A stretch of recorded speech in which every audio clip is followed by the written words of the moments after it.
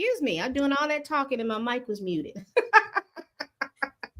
Good morning, good afternoon, and good evening. This is Pamela, and you are watching Pam Entertainment TV, where we review movies, television series, and we do celebrity legal news and celebrity culture. Today, we're going to be reviewing the USA versus Sean Combs. I was supposed to come out last week, but life. So I'm coming out this week. And we have on the panel with me today, Mr. Attorney Mark Nicholson. I have invited others, and they may be trickling in later on. How are you doing, sir? I'm doing well. Good afternoon. Good afternoon. It's good to see you again. The last time we talked, it was at the right before the Jonathan Majors conviction. I think it was, wasn't it? Yes, he hadn't been convicted yet. Yes. How are you doing? Doing well. Good. Would you like to introduce yourself to the audience for me, please? Yes, I'm Attorney Mark Nicholson. I practice criminal law, personal injury, and civil rights. I'm also known as the battery man for my focus on criminal battery cases, and that involves just regular battery. Domestic battery is a huge part of our practice. So cases like this, where there's allegations of battery, domestic battery, although this isn't a domestic battery case in the Puff Daddy case, but there's a lot of elements involving that in that case. So I practice law in Indiana, and so if you need an attorney in Indiana that is for criminal law, personal injury, civil rights, give me a call, 317-219-3402. Thank you. All right. So this is what we're going to do today. We're going to talk about what's been going on with the case. We're going to go over, you've been keeping up with the case, right?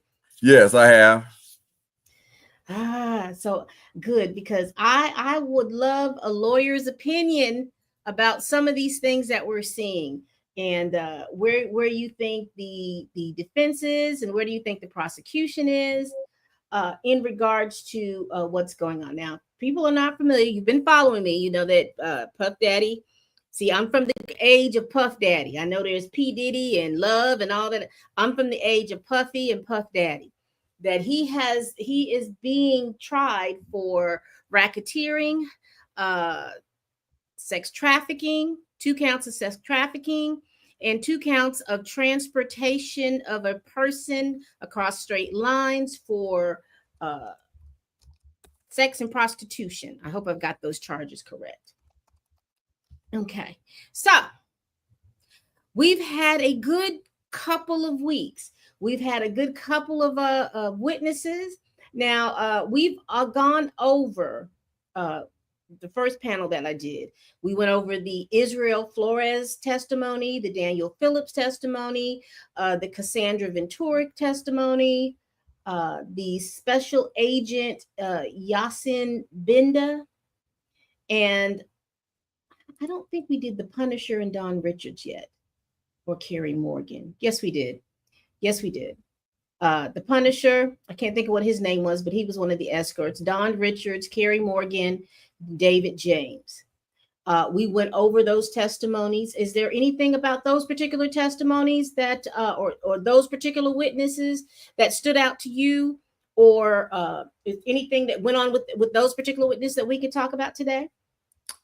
I mean, basically, it's going into week 3 is similar to week 2, where you had the testimony of people like the Punisher, Danity Kane, and Kid Cudi, where these are people that are basically collaborating what the alleged victim in this case, Cassie, is saying. So okay. It is more the government calling witnesses to say, hey, this isn't just her saying it. Here are people that have witnessed it. Here's testimony from her mother, who may be okay, that's maybe biased or something. But we got this Punisher guy who was hired to do this, and we got this, friend or maybe former friend that, is saying that she witnessed this. So, and then going in, the testimony from week 3, you have more allegations from someone that worked for him. I won't jump ahead, but I'll just stop right there in regards to previous testimony that you talked about. We're fine. I just wanted to kind of, because I know that you weren't on the last panel, and I wanted to just kind of catch up to see if you had anything interesting about any of those people that have testified that was interesting or stood out to you as we go on. And so we have, after that, we had Agent Gannon, who was the special agent in charge of the raid of Star Island. And then we had Dr. Dawn Hughes. Now, the interesting thing about Dr. Dawn Hughes is that the defense was trying to get her testimony, I hope I'm saying the right word, stricken from the record. Yes, sometimes they call it, stricken or excluded. Okay, because I was trying to make sure I used the correct wording. They wanted to get her testimony excluded because they were saying that she didn't have really any direct knowledge about anything. But I do know that she was called as an expert witness to kind of explain Cassie's behavior as to why, because in my field, a lot of people, particularly lay people, always talk about the perfect witness. Well, if I was not the perfect witness, but the perfect victim. And basically what that is that people think that when people are victims of these particular crimes, that they were snatched off the street, they didn't know their assailant, and then all of this other stuff because they want to try to separate the person with the assailant. But what inevitably happens is that most people know their abuser, know their person, and know those things like that. And so they were definitely trying to explain her behaviors that didn't come out perfect. Like, why did she stay? She was dating other people. She was doing this. And then when we start talking about, it takes a victim about 7, 8, 9 times before they leave. And you can see that there was some instances that she tried to leave. Well, she was doing the stuff. She wouldn't have wanted to do the stuff. Well, we understand that she did do it in the beginning. But if someone is beating you and threatening you with your career and all this other stuff, there's a whole lot of different things. And I know she explained a lot of different things, but let me do this. We got another person on our panel here. All right. Here we have Miss Laura Victoria Burke, who is a reporter for, who do you report for again? Black Press USA, and then I have a Substack called Black Virginia News. Covers a bunch of Virginia stuff. That's about it for now. I mean, I can freelance for The Guardian from time to time, a lot of other people, but there's a lot going on for Black Press USA mainly. Okay, so we've got her, and this is Mr. Mark Nicholson. He's an attorney out of Indiana. So we've got some legal. We've got some legal, a legal eagle here to give us some insight about some of this stuff that's going on. Let's see. We had George Kaplan, who was an assistant that worked for Sean Combs. And then we have Kid Cudi, Scott, is it Muscudi? Cop Muscudi or Cop Muscudi? Anyway, I know him by Kid Cudi. Right. Exactly. I know about Kid Cudi. And so let me just go back, because these are the people that, we were going to talk about last week. But we didn't get an opportunity to talk. So George Kaplan, he worked for Diddy at Combs Enterprises from 2013 to 2015. He first worked with the COO, and then he worked for KK, who is, I know her last name is Coram, but she is Diddy's right-hand person or right-hand assistant. He talked about preparing the FOs, the freak-offs. He talked about working in tandem with the security. He also talked about working 80 to 100 hours a week. He talked about procuring the mood enhancers. He talked about he said he was on the plane at one particular time where he heard a glass crash, and then he saw the aftermath, or he saw Diddy assaulting Cassie. He talked about his job was to clean up after the freak-offs, because he wasn't supposed to let the maids or anything like that see that there was any remnants in the room. Let me see. He discussed seeing a separate incident with Diddy and Cassie, Diddy assaulting Cassie. He also talked about another instance where he saw Diddy throwing apples at another girlfriend. Hmm. And he left Comb Enterprises like in 2015 because he said he didn't feel right of continually watching Cassie and Gina being victims of DV. And I think his father had prostate cancer. And let me do this because I am bad about this, y'all. I am bad about this. Mm-hmm. There we go. So y'all can see what I see. All right. Can y'all see that? Yeah. Then we have Scott Kid Cudi. He talked about he dated Cassie between 2013 and 2014. He said that December 22nd of 2013. And I think I have that wrong. I think it 2013 or was it 2011 to 2012? Probably 2011 to 2012. Mm-hmm. That's Okay. what, yeah. Yeah, okay. I got that wrong. I don't know. All right. So December 22nd, 2011, he said that he got a call from Cassie stating that Diddy knows about their relationship. He went over to pick her up. He says as he picked her up, Cassie called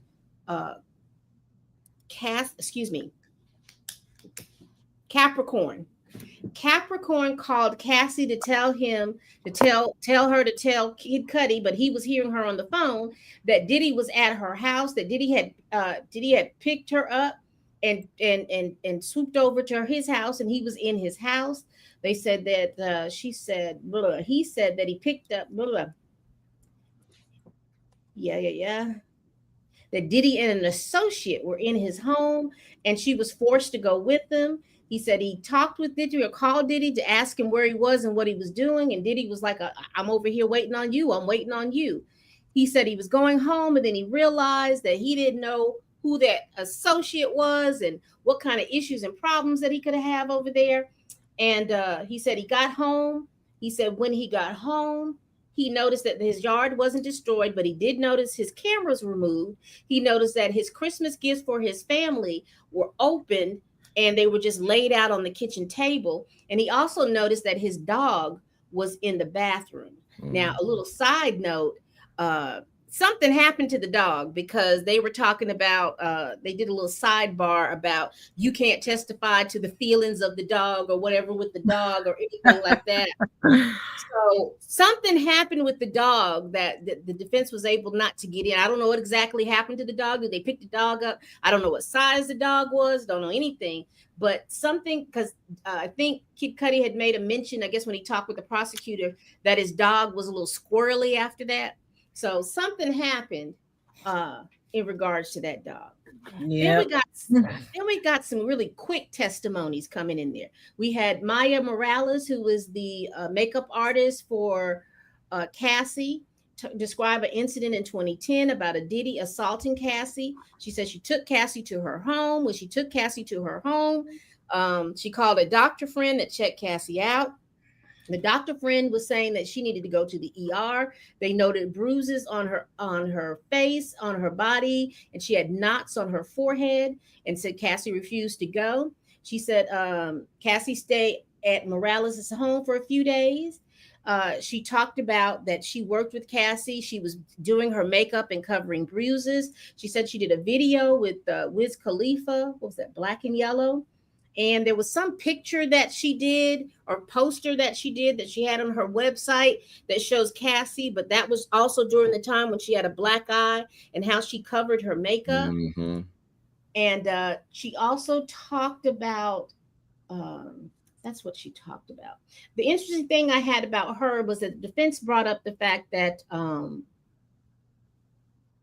she had talked to a lot of different news outlets and about she got paid for it sounded like to me that they were saying that she got paid for all her interviews. She said she didn't get paid for her interviews, but she did get paid for the picture of Cassie that was taken with her makeup and stuff like that. I think she said she got paid $1,000.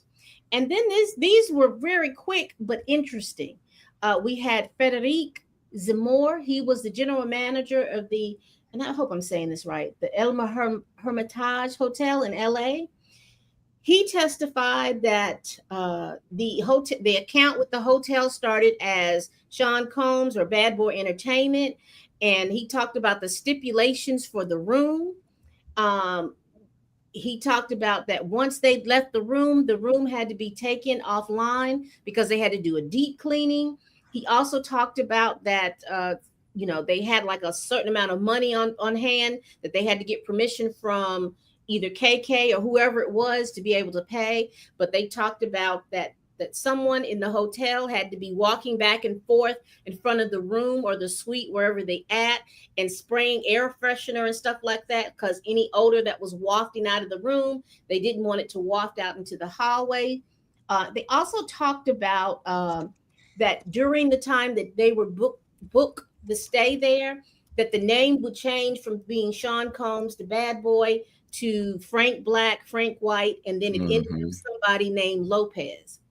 And then, real quick, quick and sweet, they had Agent Croft. He was a special agent with he was doing, I think he was working with Homeland Security in their computer department. He talked about he pulled data from 3 of Cassie's devices. He said one device he couldn't pull any data from because it wouldn't turn on. All right. Now, is there anything special about any of those witnesses that stood out to you or anything like that? Yeah, for me, I would like to go back to Dr. Don Hughes and kind of talk a little bit about this is what happens in a lot of domestic violence type cases where they will bring in an expert that has not even talked to this, alleged victim. And this expert will get in there and talk about this is what happens in these abusive relationships. But there's also a rule called 404B, which talks about prior bad acts, and I'm supposed to be able to get this in. And this is a way for the government to basically talk about all this stuff that may have not even come into evidence. So when you get in and you say that someone that's a victim of abuse, they go through this, they go through this cycle of abuse. They go through, where they're abused and they end up coming back through the abuse and going back to their abuser, post-traumatic stress disorder, all this stuff here. But you've never even examined this person that you say is suffering from that. So what happens is jurors hear that information and kind of like what you were talking about, Pam, then they understand it and they apply it to the person that's supposed to be the alleged victim, even when there's not being a clinical diagnosis of post-traumatic stress disorder. And there's not really a diagnosis of circle of violence that they'll sometimes talk about. So that's why most defense attorneys will want that information kept out, because like, how can you get in there and infect the jury with this information, this prejudicial information, when you don't even know if it applies to her at all because you never even examined her? Right. Yeah. So, and that was interesting when I heard that they were trying to get that information struck out. And I hear what you're saying is because it would be different if she had actually interviewed her or even done an assessment. Right. At least she would have had an opportunity to talk with her. Okay. Yeah. All right. Any other witness in that bunch that stood out to you? I would say Kid Cudi. I mean, this conversation in which he says it was relayed to him by Cassie that there was some abuse. I mean, now we've gotten into 4 and 5 people generally saying the same thing. 2 pieces of witness testimony, one from the Jane Doe testified on 5/29 and 5/30, one from Cassie Ventura, and now we have this. And we had another woman that testified too, effectively the same thing. And I just think with this last week of testimony, my view of it is that this case is effectively over. And in fact, the discussion of why he did not take the plea deal should actually begin at some point, because I know that the bar is reasonable doubt. I'm sure that the defense is aiming for the 1 or 2 jurors that may wince over in the jury box when they hear certain certain testimony on cross. I actually think the defense did a pretty good job with Jane Doe. As a matter of fact, they brought out a lot of things that nobody knew about, and she's making a scrapbook for him and all this stuff. But at the same time, her testimony does mirror what has already been heard by several other people. It becomes very difficult to believe that all of these people are making this up. Okay, it was like 3 or 4 people, on top of the fact that we have a video, which I think, it would be hard for me to believe that the prosecution did not leak that video to CNN, because before the case even begins, they want to end the case before it begins effectively by putting that type of video out, which of course is revolting and disgusting, of Sean Combs beating Cassie Ventura in a hotel hallway. I mean, that setup right there before we even hear the first word of testimony. And we have to live in the real world. I'd love to live in the world where justice is blind and race doesn't play a factor. We all know that it does. But the reality of it is, with that setup, with all that pretrial publicity and information that was leaked out, and now this testimony, I think the case is effectively over. I do think the case is effectively over. I think they're going to meet the RICO standard. I think it would be very hard to find one juror in there that's going to have some big argument defending Sean Combs, which is what it would require. And that's difficult. I mean, I do think in the background of this, as I sit here, is that it opens the door for all sorts of prosecutions against all sorts of people, particularly in the music business. So I do have a fundamental problem with watching what I perceive to be, particularly in the jurisdiction of New York, a disposition to prosecute black males. I mean, that seems to be their thing. They love to prosecute black males. I mean, in a music business where we know damn well there's a lot of white people doing probably very similar behavior that somehow never get prosecuted. I have a huge problem with all that, but at the same time, I think they're going to meet the standard. I think he's going to be convicted. And I do think that his defense attorneys need to be asked the question, why didn't they take the plea deal? I can't remember whether or not the plea deal was, in fact, public. I don't know if we know what it was, but I'm just going to put it right there. And you mentioned that, and Mark, I have a question for you. How do you think, as far as how the prosecution, and if you can speak on how a defense would lay out, how do you think as far as they're laying out the case? Because when I was watching it as a layperson, in my mind, I clearly understand this is not Perry Mason, this is not Matlock, this is not Law and Order SVU, where they will lay out this stuff and it'll get solved in an hour and a half. But I still was expecting there was going to be an order to all of this, like witness comes and witness. Does it really matter of the order of the witness, or does it matter that there's certain information that they want the jury to hear at a certain time? So it depends on how the prosecutor wants to do their case, right? Sometimes, they may lead with their star witness, right? And they want to have it in a chronological order because, like, okay, how did the police get involved in this case? Well, they got involved because there's an alleged victim who tells her story and then gets the police involved and the police tell the story. Or they may say, well, I want to start with this piece of information first so I can help build this case as something later. So there's not a rule on how the witnesses have to come out, right? The prosecutor gets to make that choice, as does the defense, when they present their case to the witness they want to call.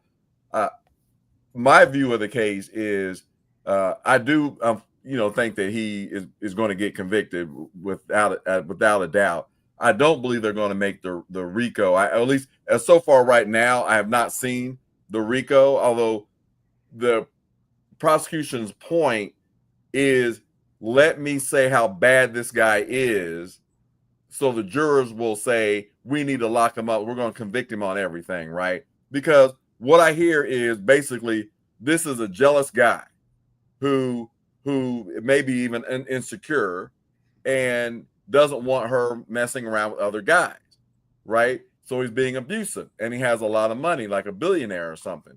So where is this idea of him running like a criminal enterprise when the focus really seems to be about him with this woman and beating her, right? Domestic violence. And people that are engaged in domestic violence, no matter what relationship they're in, normally they will be abusive. To me, that's a lot different than saying that he's running some criminal enterprise just because he's being abusive. But the same thing with freak offs. If you have people that are adults engaging in consenting behavior of this sexual activity, that's not really a crime. All this baby oil talk and things like that, that's not really a crime, but people see that as that's not normal. Puff Daddy may have an image of being, a businessman, and now they're talking about all this personal stuff. So it makes it easy now to paint a broad brush and say, we don't like him. We're going to convict him of everything. And I believe ultimately that's probably what's going to happen if they keep painting this picture of him being a bad boy, that he is going to get convicted of all charges. I hope I answered your question in there too about the order of witnesses. And as you said that, I got the charges up here, but let me go back to here. And shout out to Nate the lawyer. This is his graphic or not. So they were talking about these were the indictments under the RICO charge. And that's the kidnapping, the arson, the bribery, the obstruction of justice, the forced labor, the trafficking, the transportation for prostitution, and the drug trafficking. Now, I'm wondering if they're going to, as far as with Kid Cudi, I'm wondering if they're going to talk with somebody else who is that can talk about to the arson part of it, because I'm still trying to figure out the connection. Now with the kidnapping part, I think, and we're going to talk about her in a minute, I think the Capricorn Clark testimony and plus Kid Cudi on there saying that Capricorn told him that Diddy and this other young man picked her up and took her and she didn't want to go. I don't know if that's part of that, but I still think that they have him on the transportation for prostitutes and escorts for the specific thing of sex. I think they have that. And what do you think about the drug distribution? Because they keep making sure that the agents talk about the amount of drugs that they have found in this place. Does that kind of come up under that? What do you think? And before you answer, let me pull up another person on this panel. This is Tina. She judged me real quickly. Tina, tell everybody who you are. Hey, y'all. Hey. Can y'all hear me? My mic on? Hey. Yep. Just getting back into the house. I'm just listening. Y'all go ahead. I'll jump on whenever. Just introduce you real quick. Just introduce yourself real quick. Hey, my name is Tina. I go by She Dressed Me. Y'all probably done seen me here with Pam before, but I'm just stepping in. Hey, Lauren. Hey, Mark. How's it going? How are you? All right. Okay. Pam, I do want to comment about something that Lauren mentioned in regards to the plea agreement, why he didn't take it the plea. I think that, and obviously I don't know all the facts of the case because I'm not the attorney on it, but from an outside perspective, in a defense attorney perspective, one is if your client says, "Hey, I want to go to trial," they get to make that choice. But for someone like Diddy, there's not too much of a benefit for him to really take a plea agreement unless it was like something called like a diversion, where after he just behaves and they dismiss the case after a year or so, because any plea agreement that involved him admitting to these allegations or doing any kind of executed time, like jail time, prison time, his career, his all that stuff is over. So it's almost like, well, let's go ahead and take a risk by going to trial. Maybe we get a hung jury. Maybe the case gets overturned, kind of like Bill Cosby. They find out, there was something wrong or jury tampering or something. So with someone in his stature, I see why he would not want to plead guilty unless it basically resulted in a dismissal after maybe a year of, probation or something. Apparently there was a May 2nd discussion right before the trial on a plea deal. He obviously rejected it. Who knows? It doesn't detail, at least what I'm looking at now. BBC's report didn't say what exactly it was. But I agree with you, Mark, on that. I I just think that what we just heard, though, for the last 5 days tells me this thing is over. This case has ended. Whether they realize it or not, this case is over. And this case is over because of everything as a whole package, not just the last 5 days, of course, but we do have the pretrial information. I mean, I almost, there's a piece of me that feels like the case ended the minute we saw the video of him beating Cassie. And that of course, is outside the SOL, outside the statute of limitations. And yet it's such a powerful piece. And what it tells you is a bunch of things all at the same time, right? It tells you this MFer is capable of anything. He is horrifically violent and thinks he can get away with anything.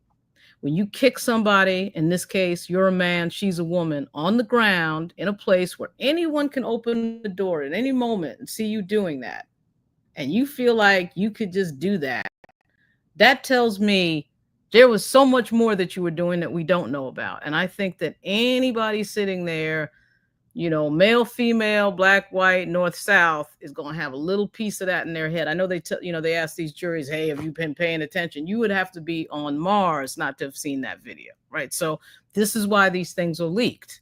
You know, I mean, we had to sort of, like I said, saw the same thing with a case I sat in trial on, which was, of course, Jonathan Majors. There were certain things that were leaked to the media, leaked to the Rolling Stone. You could see what they were doing, clear as day. And that was nowhere near the serious nature of the charges that we have in the Diddy case. So I do agree with you, Mark, that you're right. For him, it really probably didn't make sense to take the plea deal. Yeah. I also think too that you know, for me, I'll admit my bias, because after I saw, like, I didn't really believe any of, I was a little suspicious, but after I saw that the elevator video, my feelings towards him, my view of him changed. You know what I'm saying? And the way that he handled it, where maybe in the beginning he should have maybe owned up to some of that before the video came out. Then after the video came out, he's like, oh, I've done some bad things.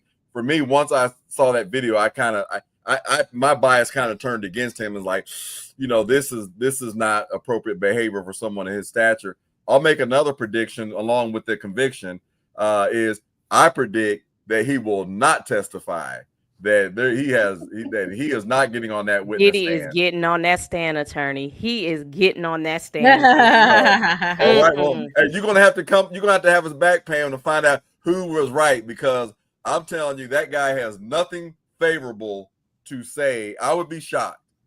If he takes a witness stand. I think he's got to take the witness stand. Got to take. Diddy is taking that stand. Sean Combs, just because of who he is not about to go down without telling his side of the story. He's getting on that stand. Yeah. You looking at life in prison versus getting on the stand. I mean, get on the stand. And I also think, I think somebody said this. I think Mark, you probably said this, was, other than a mistrial, like if they can get a mistrial, if they can get some sort of technicality, but he's got to get on that witness stand and say something. You got to say something explaining some of the stuff that we're hearing that sounds absolutely crazy, and in fact, if true, is crazy. I mean, so you've got to say something. I mean, he's got to pull an Abercrombie and Fitch, whatever. I was crazy. I was out of my mind. I was on drugs. Whatever it's going to be, you need to pull that pin, because this thing of not getting on the stand, that tells me, if I'm a juror sitting there, you are guilty if you didn't get on the stand. You're telling us you didn't do this. You pled not guilty, but you're not getting on the stand. Hell no. Hell no. I mean, that doesn't make any sense. Yeah, well, see, that's what the rules, the Constitution and the rules say, that you're not supposed to, hold that against them. I know people are human, and they will, but they're not supposed to hold that against them if they don't take the witness stand. And I think his problem with getting on the witness stand is the evidence is so damaging. How do you explain away, you abusing her?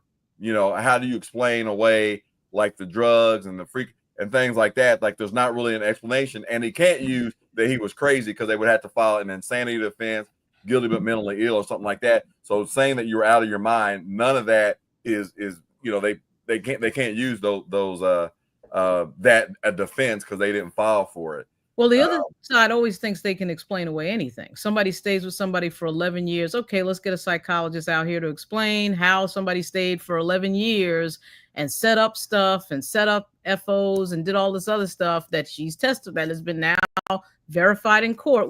I wasn't expecting that. I wasn't expecting that was going to be verified in court, that she was part of the setup of some of these events, right? I was surprised by that. So you can explain away anything, but you got to try. You can't think that the people are going to telepathically think anything. You got to put it out there. You got to tell a story. That's what they're doing. They're telling a story.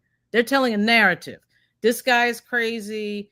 And in this country, given the fact that the defendant is a black male, it is very easy to tell that narrative because so much is built into the ether of stereotype. I mean, you can very easily build these narratives, right? So, I mean, that's what what a surprise. 6 white women who are prosecutors are building a narrative of a black male is crazy. But that doesn't exclude the fact that it may all be true, right? I mean, it may be stereotypical and it may be true. And quite frankly, with the testimony that we're hearing, it sure as hell sounds true because all of these people would have to see. I'm problematic when I hear 5, 6 people tell the same general story, right? That really, I mean, you could say they have something to do with each other, but really they don't. They don't have any real reason per se. I do have a problem with Jane Doe's.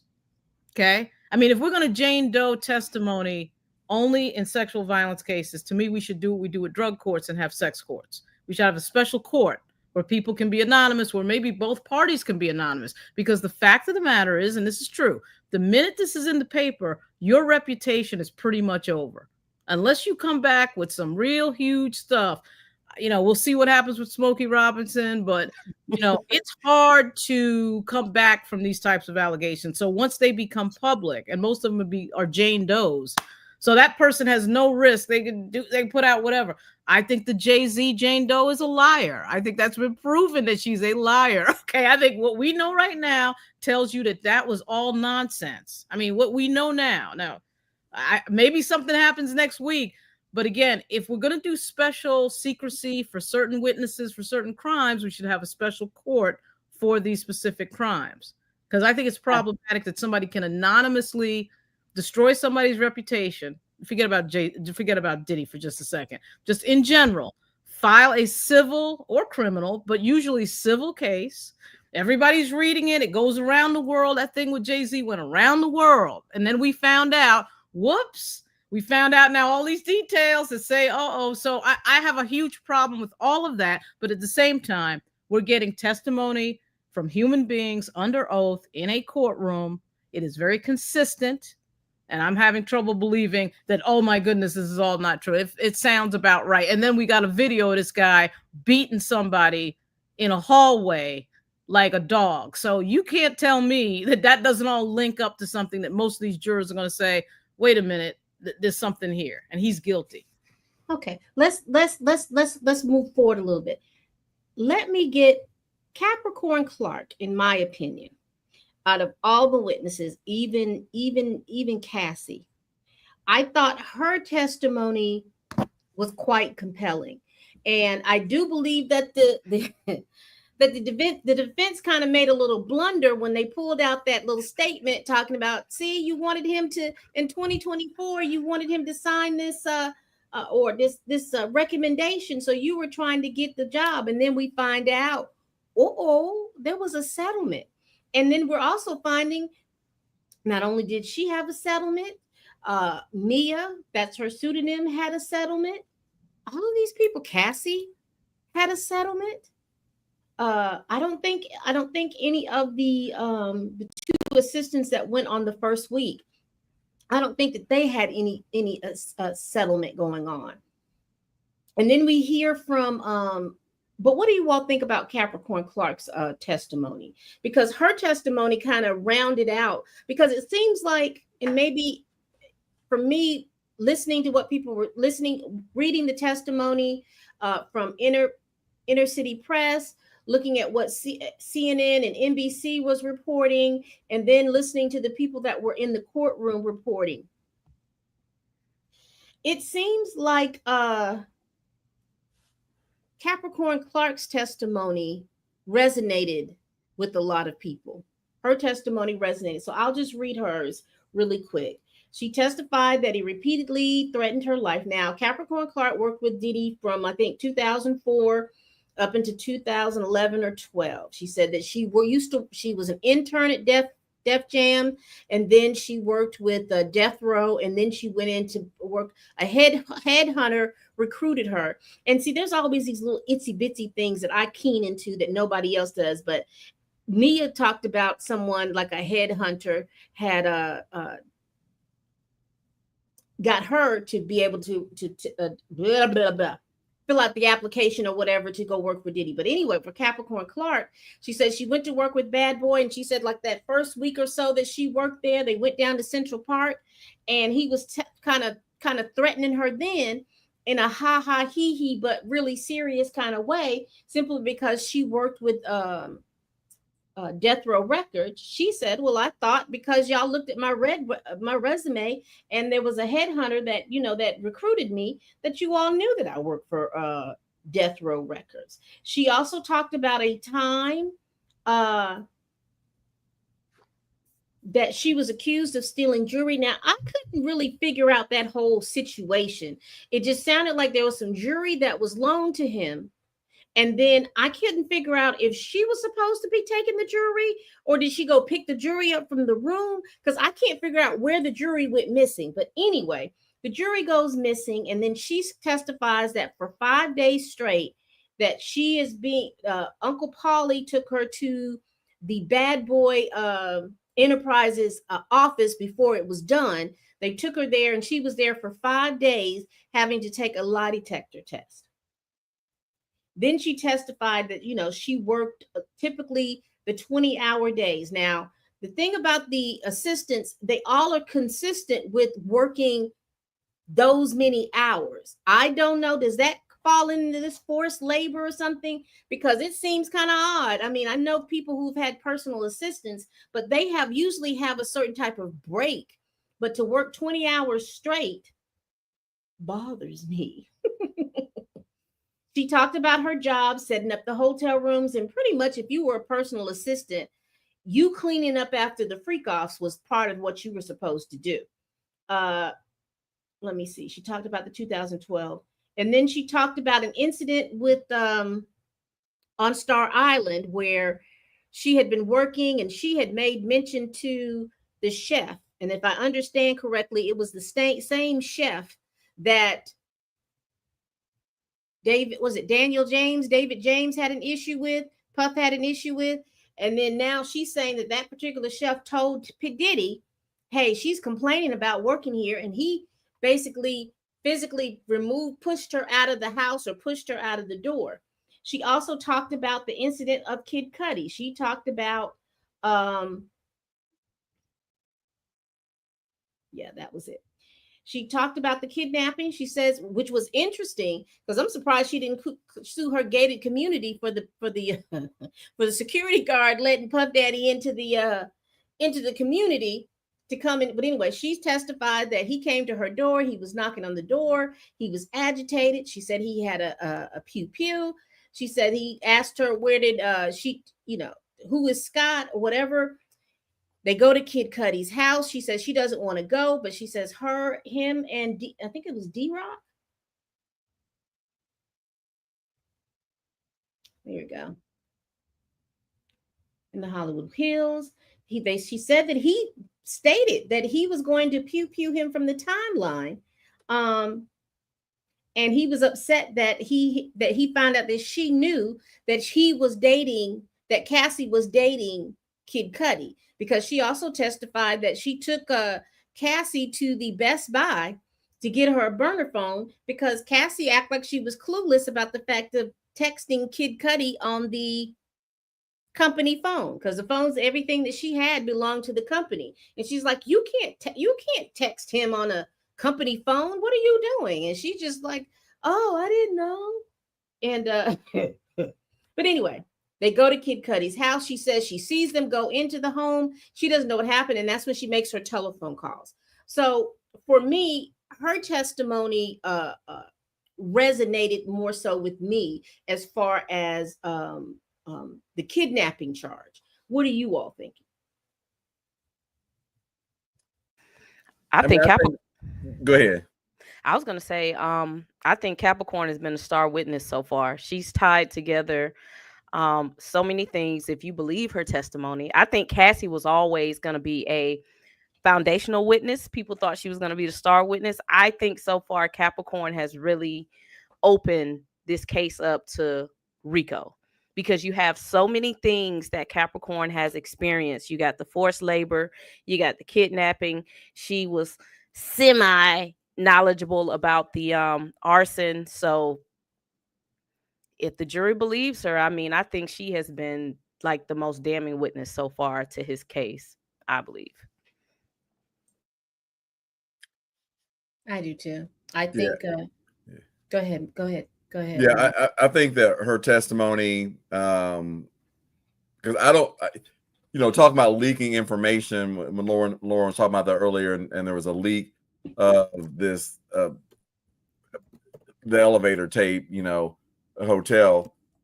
This information, I don't think it was, I wasn't aware of it. It was, that they kind of kept tight, right? So they got somebody that's really on the inside that is out here saying all this stuff about his behavior, his actions, that doesn't really seem like she has any, reason to lie. Sometimes people don't necessarily have a reason to lie. They just lie because that's how they are. They're doing it for their own personal reason. But her testimony seems really to be like, hey, I work for him.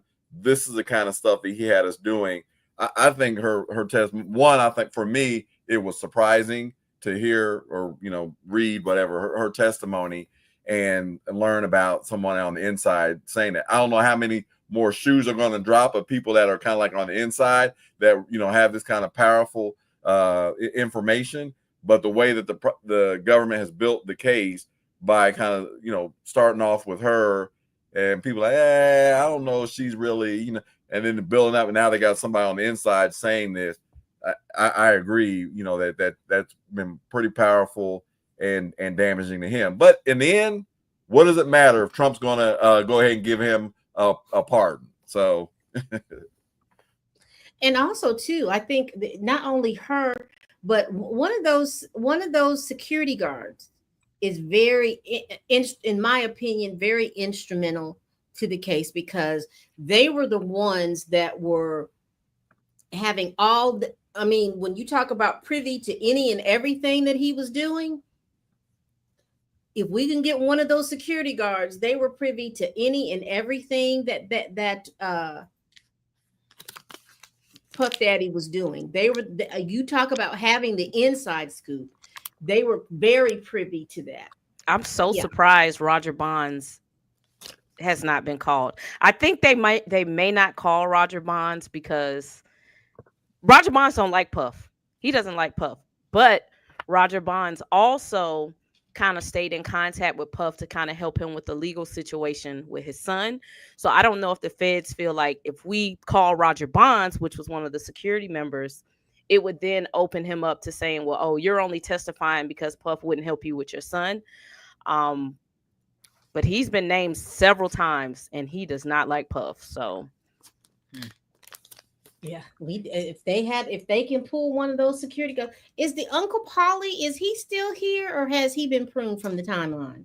Because Uncle Polly sounds like somebody that was on a reality show years ago. Because I think they're all here. They're all here? Okay. Because I know one of them is not here. Was it the D-Rock? You know what? I thought D-Rock passed away, but he's still here. Oh, okay. Okay. Because Uncle Polly, when I heard that, the first thing I thought about was this big, tall, big white guy with curly hair. Because that's the person that I was thinking in my head, because it seems like I remember an Uncle Polly off of some type of reality show. Not really sure, but it seems like I remember an Uncle Polly off a reality show. And also Capricorn Clark, because I had been talking through my whole videos. I never knew her name, but you remember that it was a reality show talking about finding Diddy an assistant or something like that. And she was the person. She was the person that I had been talking about in all my videos. Like, there was this one assistant that got up there and was talking about all the stuff that you needed to do to be an assistant for Diddy. And lo and behold, when I saw her face, I was like, that's her.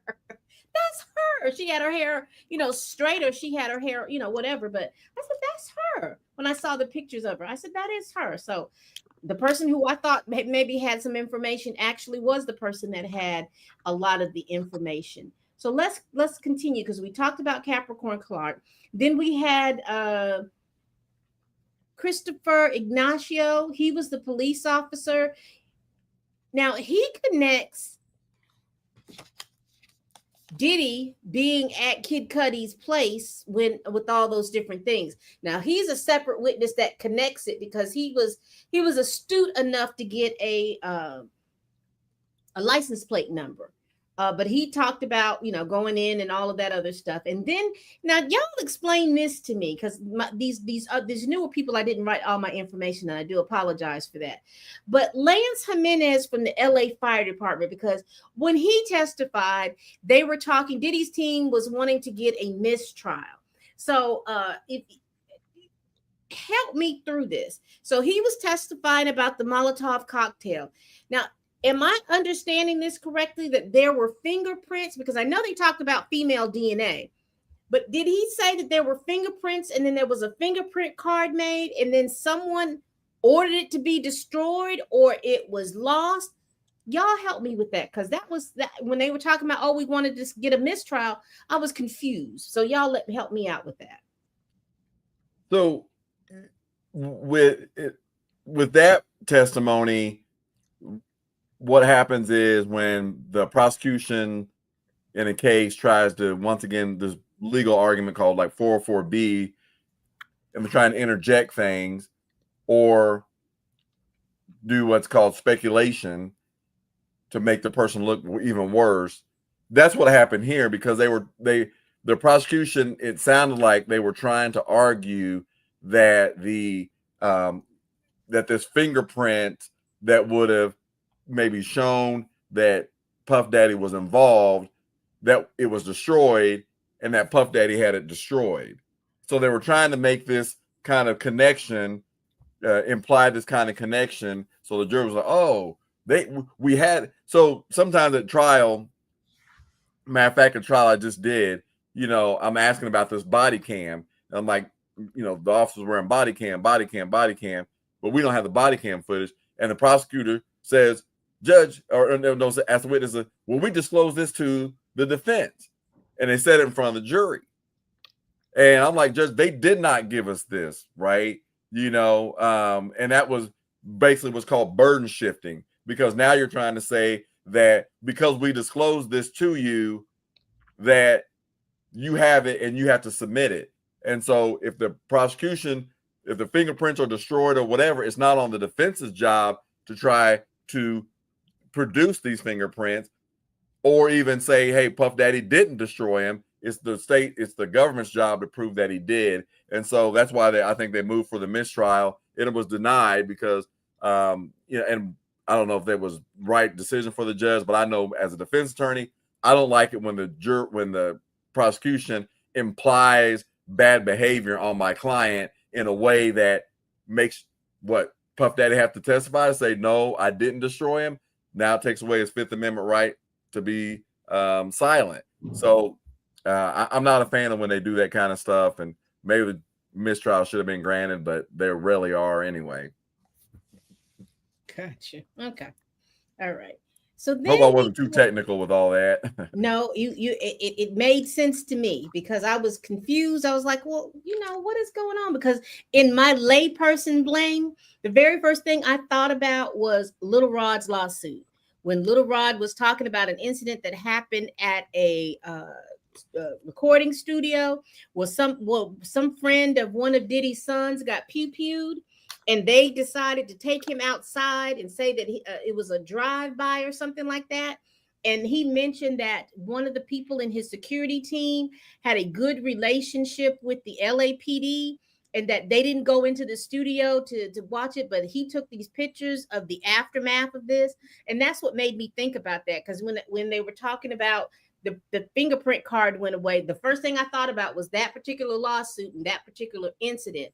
And I didn't know if the defense thought about that, but I was just confused. Like, well, yeah, that's a good that's a good analogy. Like, Ray, and you got somebody has that much money, and we already know that some officers are corrupt, especially when it comes to like killing us. So you pay the right one off, maybe things will come up. I mean, the videotape of the hotel that came up missing for what was it, 10 years or how many years? That was so-called missing until someone may have got paid more money, whatever, to make it reappear. But yeah, well, that was the security guard. Now the security guard, thank goodness.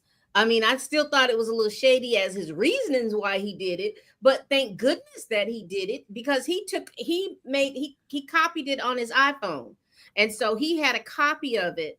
And then a couple of days later, when he said he came back to work, it was wiped off the server. But he also mentioned too that Diddy had bribed him for $50,000 to $100,000. All right, here we go. So that hold on, let me tell you why that was going to go down a real look. They was about to open a crazy door, because it is well known during the Biggie and Tupac era, when Puff used to go to the West Coast, he used to have members of the LAPD, a part of his security, and he had the Crips. They was walking around a very tightrope, and that kind of also goes back to what Attorney Mark says. If he gets on that stand, oh wow, the door is open. All he has to do is say the wrong thing, and everything can like lead down this crazy path. And what was smart about this whole DNA fingerprint thing, I was reading like the motion the day before, and his team was working really hard about getting that female DNA brought in. They were trying to keep it out, because the prosecution was trying to keep it out, because they're like, oh, it's just a partial, we don't really have enough information to go down it. So the judge was like, no, they can talk about it. So to me, the prosecution was like, I got to find a way to get in front of this. So them insinuating like, so the fingerprint card just went missing 6 months. Is that normal? Isn't that suspicious? So I understand why his team was like mistrial, because that was a crazy insinuation, but it's not unheard of, because we have Mia who says, I got out of a speeding ticket because I told the police I work for Puff. All right, we have Blue Minotti. Just introduce yourself and let everybody know who you are. What's up, everybody? I'm Blue Minotti from Blues House, man. What's up, distinguished panel? How y'all doing? How you doing? Doing well. Great. Good. Yeah, I watch Mark. I be watching Mark. I know Mark. Yeah. I know Mark. How you doing, man? I'm doing well. Been busy, but I'm glad that Pam called me out to come on the show, and so and I had some time to do it, so it worked out well.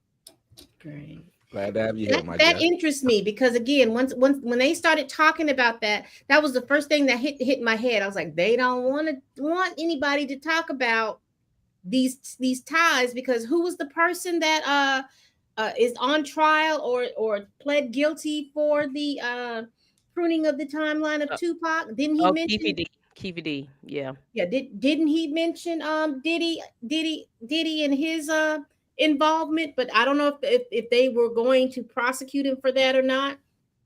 But I was that was the first thing that hit. I was like, okay. The next witness we have is Deontay Nash. Now, he was the stylist for Cassie. He had a lot of information, and he was very willing to spill a lot of that information, even when the judge had to admonish him to wait till he was asked a question. So if you all are familiar with him, because I'm just going to give the smallest blurb. He was a stylist. He talked about the incident between Mia, him, and Cassie and Diddy, where that big gash that Cassie had in her eyebrow area right up in here, how that gash came about. He also talked about his interactions with Puff Daddy. He also mentioned about his involvement on how she was starting to talk to Michael B. Jordan. And I will tell you, Michael B. Jordan's name has popped through here every week. Every week, that man's name has popped through here. So, what do you all think about that? Because I think I want to spend the rest of the time give everybody their little 3 or 5 cents in regards to Deontay Nass. Now, as a witness, I thought he was a good witness. I think that the defense tried to sway him, but he didn't sway too far. I thought he was a good and compelling witness. Now, according to the people that were in the courtroom, they said that he was very compelling. He was funny. He was engaging. He was all of these things like that in the courtroom.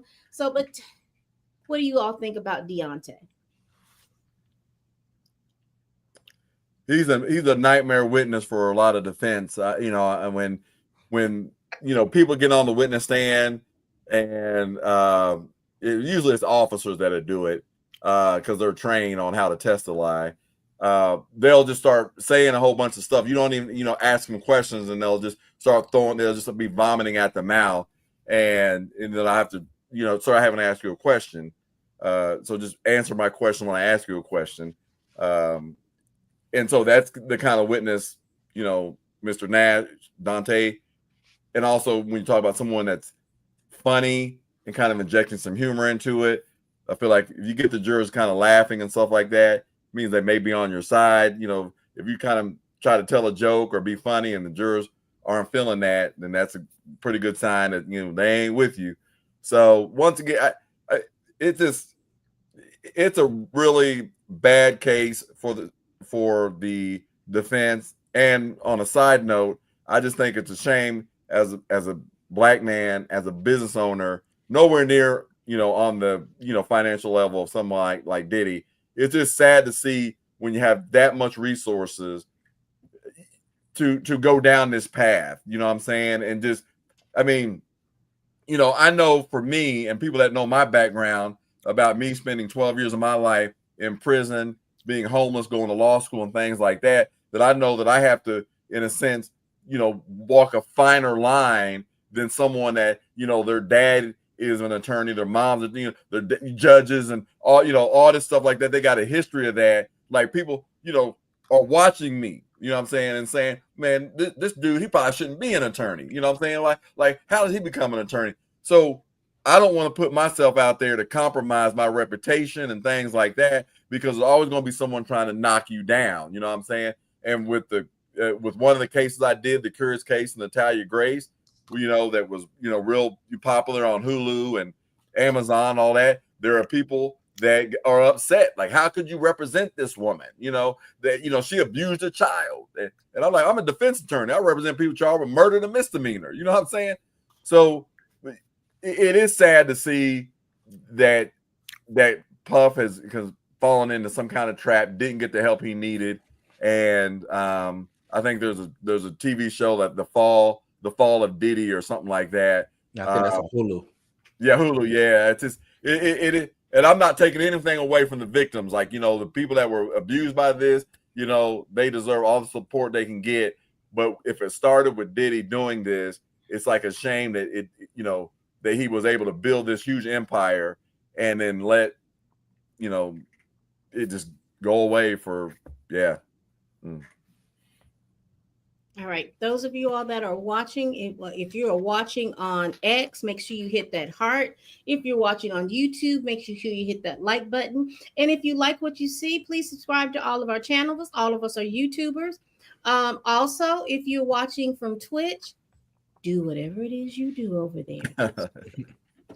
All right, so yeah, I think he was a good witness. I think he did, he did add stuff when he wasn't asked. He had to be admonished by the judge about that, but hey, what can you do? And to be a defense's nightmare sounds like an understatement. But when I saw Deontay walking in, I knew it was going to be a problem. I said, "Oh, they finna have a problem with him." When I saw like clips, I say, he is not the one or the two. The 3 or the 4. When Xavier Donaldson kept saying, "So, aren't you friends with Miss Ventura?" He said, "Miss Fine." Yes, I'm friends with Miss Fine. Because her husband's name is Alex Fine, and he just kept saying, "So, when was the last time you talked to Miss Ventura?" "I talked to Miss Fine yesterday." I said, "Oh, it's a problem. Boy, you're not gonna be able to get him. He a problem." And there's one thing I think he said important in his testimony that Diddy's team kind of is trying to hammer on, that, oh, if she had all this Stockholm syndrome, how was she able to date other people? So they asked him, they was like, were you aware that Cassie was dating Michael B. Jordan? Yeah, I hooked him up. Did you know that she was still with Puff? I thought they was on a break. So, Diddy's team has had this theory of Cassie cheating on Puff, and I'm glad somebody was able to come in and say, "Hey, I thought they were on a break." Okay, we trying to get her away from him. Yes, we all hooked her up with Michael B. Jordan. Run, sis, run. And she was trying to do that with Kid Cudi. If you think about it, she was trying to run there. But you mentioned something when you talked about when you said Mrs. Fine, that made me go back to Cassie's mother, and how, because you remember when I asked you, Mark, about all these witnesses coming in different orders and stuff like that. But it made me understand Capricorn Clark's testimony made me understand why they had her mother on the stand, because it didn't hit me until Capricorn said that, I couldn't call anybody for Cassie when he was kicking at her. And again, the kicking goes right back to that video that we saw where he was kicking. But anyway, she says, I couldn't call, so I had to call her mother to let her know. Then it's led me to understand, okay, this is why the mother was taking all of these pictures before, because when her mother testified, I was thinking, well, this is out of the blue. Why would she be taking pictures? Did she, watch her undress or something and see them? They weren't very clear. But now with Capricorn's testimony, and that's what made me think, oh, well, she was definitely telling the truth, because that's how the mother got involved. And then you started hearing Puff calling about this money he had lost, but that was later on. But the mother called Capricorn. That's when she started taking those pictures after the Kid Cudi incident. And those pictures were bad too. I mean, that's another piece to support, like she was abused, which to me, he's not charged with it, but I see this as really I see this as a domestic violence case with somebody that's like a billionaire. You know what I'm saying? Like, because I got so much money, it makes it easier for me to kind of control you, where most of the time it's like, this one guy, and, he may go after the boyfriend or suspected boyfriend, but because he's so rich, he has so much, power that he can go after, her in multiple different ways, kind of like the Trump administration getting upset with Harvard, and I'm going to use all these different levers to try to force you to do what I want. Right. But, they've turned it into like a RICO case, which is normally used for, the mafia and stuff. So wouldn't the physical abuse go under the coercion? Because he was using that to coerce her to come back, the other stuff that he was using, but the physical abuse was, even though it was domestic violence, but it was also used in tandem to control where she goes, because that's where and we're going to be talking about this last witness, that's where going to that Prince party made me think about that. It was like, I told you to stay over here, you didn't stay over here, so I'm about to let you know that, hey, when I tell you to do something, you do it, even if I have to, but that's the big wrap up though, right? That's let me show the force and the coercion through the domestic violence. Let me show it that way, because that's the easiest way. That's the way I can get the jury to be sympathetic to what we're trying to present. Exactly. So that's what I think was going on. That's exactly right. I mean, he's going to get counts 2 and 5. They're going to take 15 minutes to decide on counts 2 to 5. That's what's going to happen. I mean, The jury is going to come back in less than an hour, and what's going to take up most of the hour is count one. Everything else is a 1 in wrap. 3. 1 in 3, right? Because isn't 1 in 3 trafficking, and then 2 Racketeering is going to be hard. I Racketeering. think. I don't know how to No. do Hey, racketeering should be easy. I think explaining it to the jury is what's going to be the hardest, to have them connect the dots with the racketeering, for it to actually fall up underneath those. Everything else, like that 3 through 5, I think is gotcha, big dog. You know, I like mean, that's going to be like, I'm a little scared on the trafficking. I think there's going to be some jurors who's like, can you really traffic your girlfriend? Yeah. Also, I do think that should be easy. Can you traffic escorts that want to be moving? That's and the question. Yeah. So, okay, 3 to 5. Also, we should talk about the Prince bodyguards, which I think if I'm the prosecution, I'm gonna bring that up every 20 minutes. Every time. Okay. In fact, I would have Prince's bodyguards on the stand as witnesses. I'm not sure how that didn't happen, right? I mean, that story right there not only increases the love that already exists for Prince, but it also makes you know that there are people around who recognize something is wrong here. Right, something is wrong here, and we are physically capable of stopping what that something is. I can remember seeing an old video of Prince in the '80s. It was in that documentary. I happened to see the documentary on We Are the World. He had one bodyguard. He was at the American Music Awards on the night they did We Are the World. There's a gigantically huge man standing next to Prince. I suspect that these are not the same people. It's probably. I'm picturing in my stereotypical mind 2 very tall black men, but I don't know that at this particular event. But at any rate, I would just, if I was the prosecution, I'm bringing that up every 20 minutes. Okay, you know what I'm saying? I'm bringing that up every 20 minutes, and that was a very interesting detail, along with the Michael Jordan stuff. Yes, I thought that was, and like I said, all of those other witnesses. Now, it's my understanding that they only have to use 2 in regards to the RICO. Yeah, that's what that is going to be so easy. That's going to be so easy. I think they've got the bribery. I think they have the kidnapping.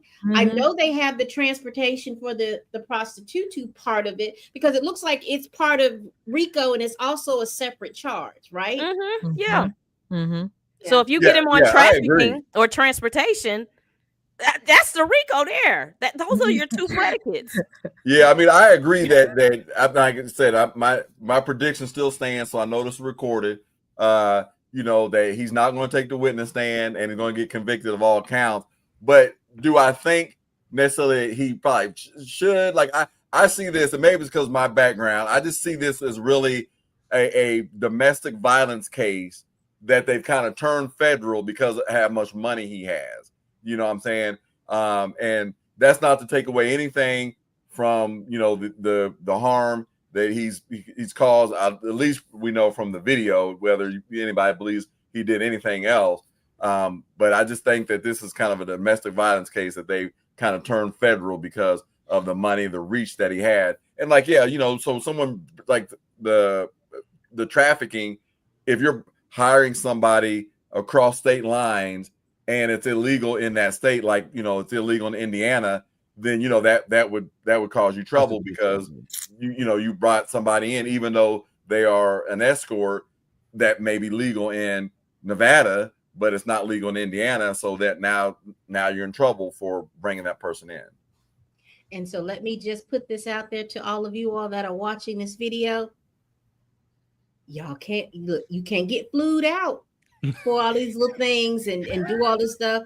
That's a federal offense. You can't get out and get flued out to All-Star Weekend and all of this other stuff. I need y'all to understand. Pam, you could get flued out. Just don't use force, fraud, and coercion. Just don't do that. Don't use force, fraud, and coercion. It said you get flued out for the transportation for prostitution and for the sex and having the sex, and he paying for your hotel and all that stuff. That's getting hotel constituted. Yeah, no, that's man, right. Yeah, because you remember they did that to Chuck Berry. Remember when he crossed somebody, state lines years ago. So you don't have to use force in that particular situation. if you're, flew somebody out, you know what I'm saying? Hey, it's like, and they're engaging in that kind of illegal behavior, you got trouble. Well, just don't fly him out for that reason. Say, hey, I'm flying my girl out, or I'm flying my potential girl out. Don't say I'm just flying you out. For dinner in a movie. And I'm sorry, because it's one of the Magic City girls or one of the whatchamacallits. They going out there to they make that money, honey. Don't let nobody fly you out, baby. Do it. That's crazy.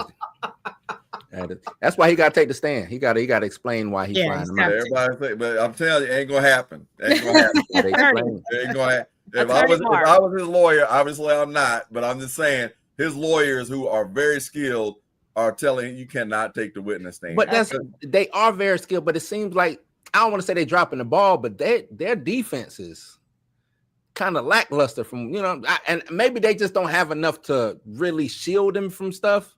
But man, the money that he paying, I mean, I probably could have went up there and at least got some of the, make the eyes look some other different way. They not doing this. I think he's getting his money worth from Westmoreland and Steele.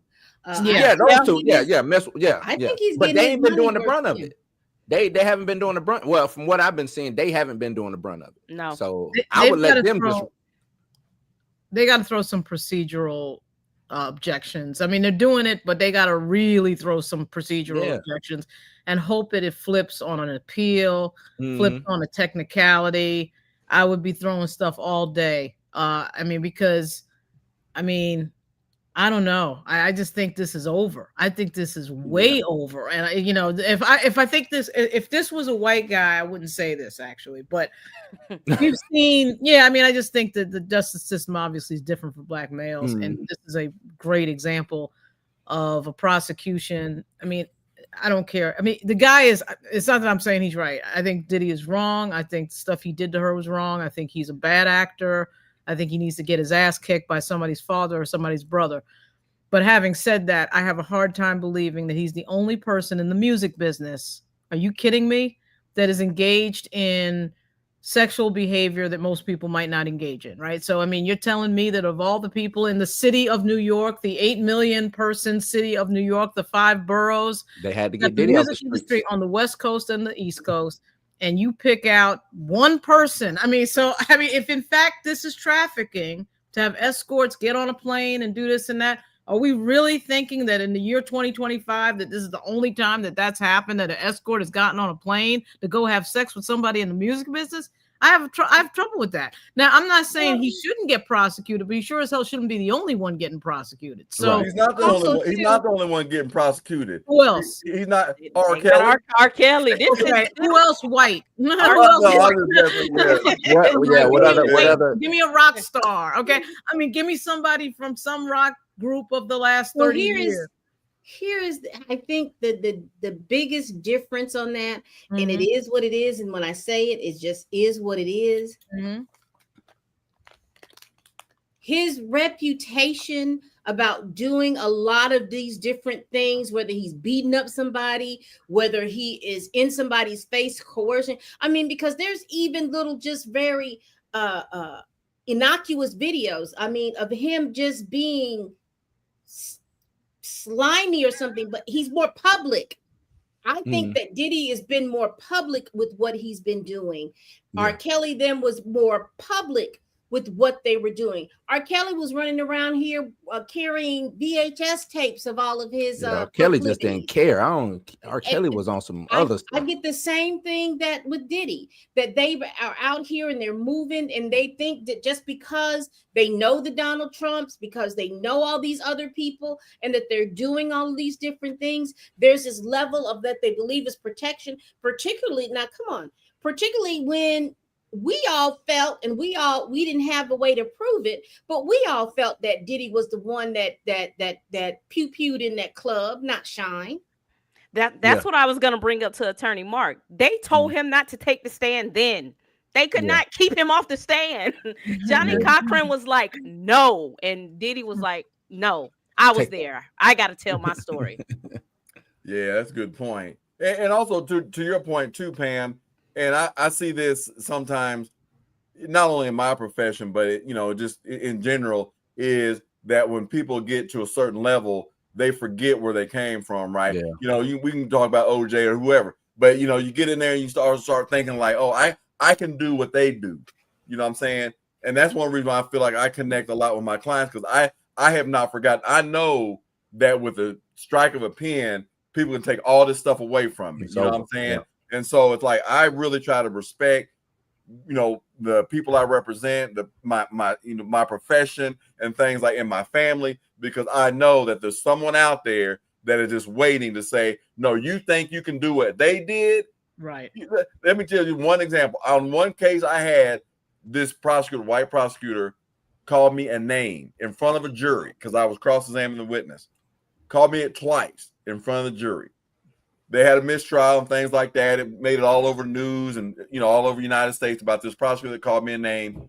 And when he called me that name, right, I feel like, and I gotta be careful with the word, I felt like if I had been someone else, that prosecutor would have got sanctioned for what he said in front of a jury, right?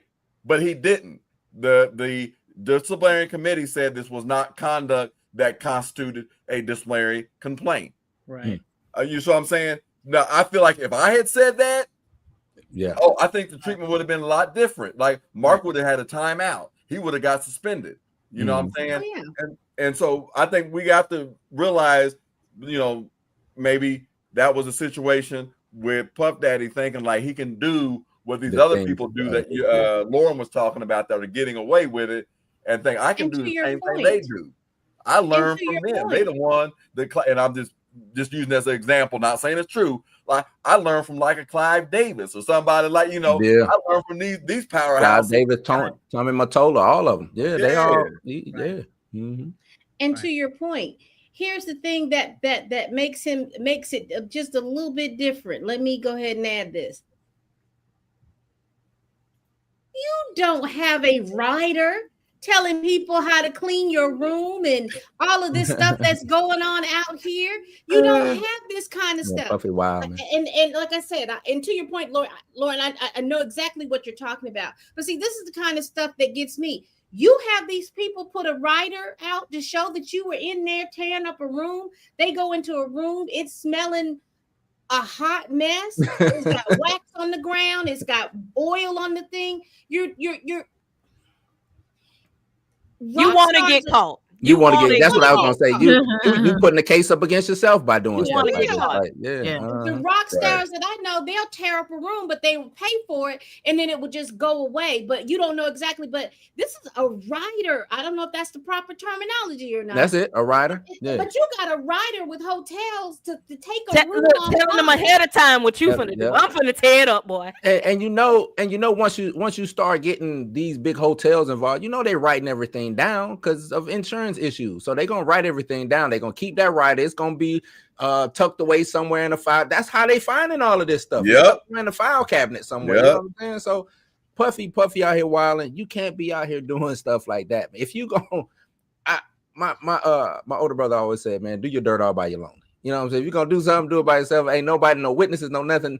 Now it's your word against their word, and whatever happened. But you don't leave no trail of breadcrumbs. And those of you all that are listening to us, do not think that we are out here trying to we are advocates for your I'm not a Diddy advocate. I'm just we not an advocate for your depravity, but I'm just saying that to Lauren's thing about there are so many people doing stuff, but they have their own homes in which they're doing things and stuff like that. Diddy had a whole building of Bad Boy where he could have done a whole secret dungeon or something like that. Like what's the name? It's crazy, Pam. Not to cut you off. You saying that would make way more sense. Hey, let me just do this in my area. Hey, Cassie, you know what we going meeting up at after the show? Come on over to Bad Boy office. I mean, it really would have been a Rico then, but meet up at Bad Boy offices down in the dungeon or in my private residence, and this is how we get down. Once you start taking that show on the road, you wouldn't have had to worry because you could have said we're having a party and the escorts came to come and party because we had because we had the relations of the intimate relations intimate relations that required bodily touching. doesn't mean that I flued you out or there was something like Right. that. Hey, I was just paying you money so that he can get back home. Oh, you know that's going to be the defense. You know that's going to be the defense, right? That has got to be the defense. Now, one of the things that we're seeing too in the law, though, is a big change here in the conversation about consent, which was, in fact, seen over some years, in my view. Because when Me Too first started, the first big case, of course, was Harvey Weinstein. And, you know, to listen to that case, I paid close attention to that case. This particular jurisdiction of prosecution has lowered the bar for consent several times. We're starting to get into a territory, not so much with Sean Combs, but just in a general sense of, even if you consented, if you years later feel like, well, wait a minute, it might not have been consent, or I have a twinge that maybe it might have been something different, or I was inebriated or something like that, the consent bar has dropped. There's no doubt about that. We're seeing that more and more and more in these cases. And we're also seeing, you know, decades later, the sort of idea that I didn't say anything at the time contemporaneously, but here I am 20 years later. Of course, they opened up the statute of limitations for sexual violence cases in New York. There also is that Rule 41 law in California, in which we're seeing in the Justin Baldoni case, where someone accused cannot sue their accuser effectively. I'm paraphrasing, of course, but effectively, we're going to see what that motion yields in the Baldoni case. But the point is, there's a growing, I think, sense of even if you did consent. Again, I don't think in this case, this is not a good example of, you know, clearly. But that is a scary thing, though. That's a scary for anybody, but it's especially for I would say black men, black powerful men, black men with money. You know, that's a scary thing.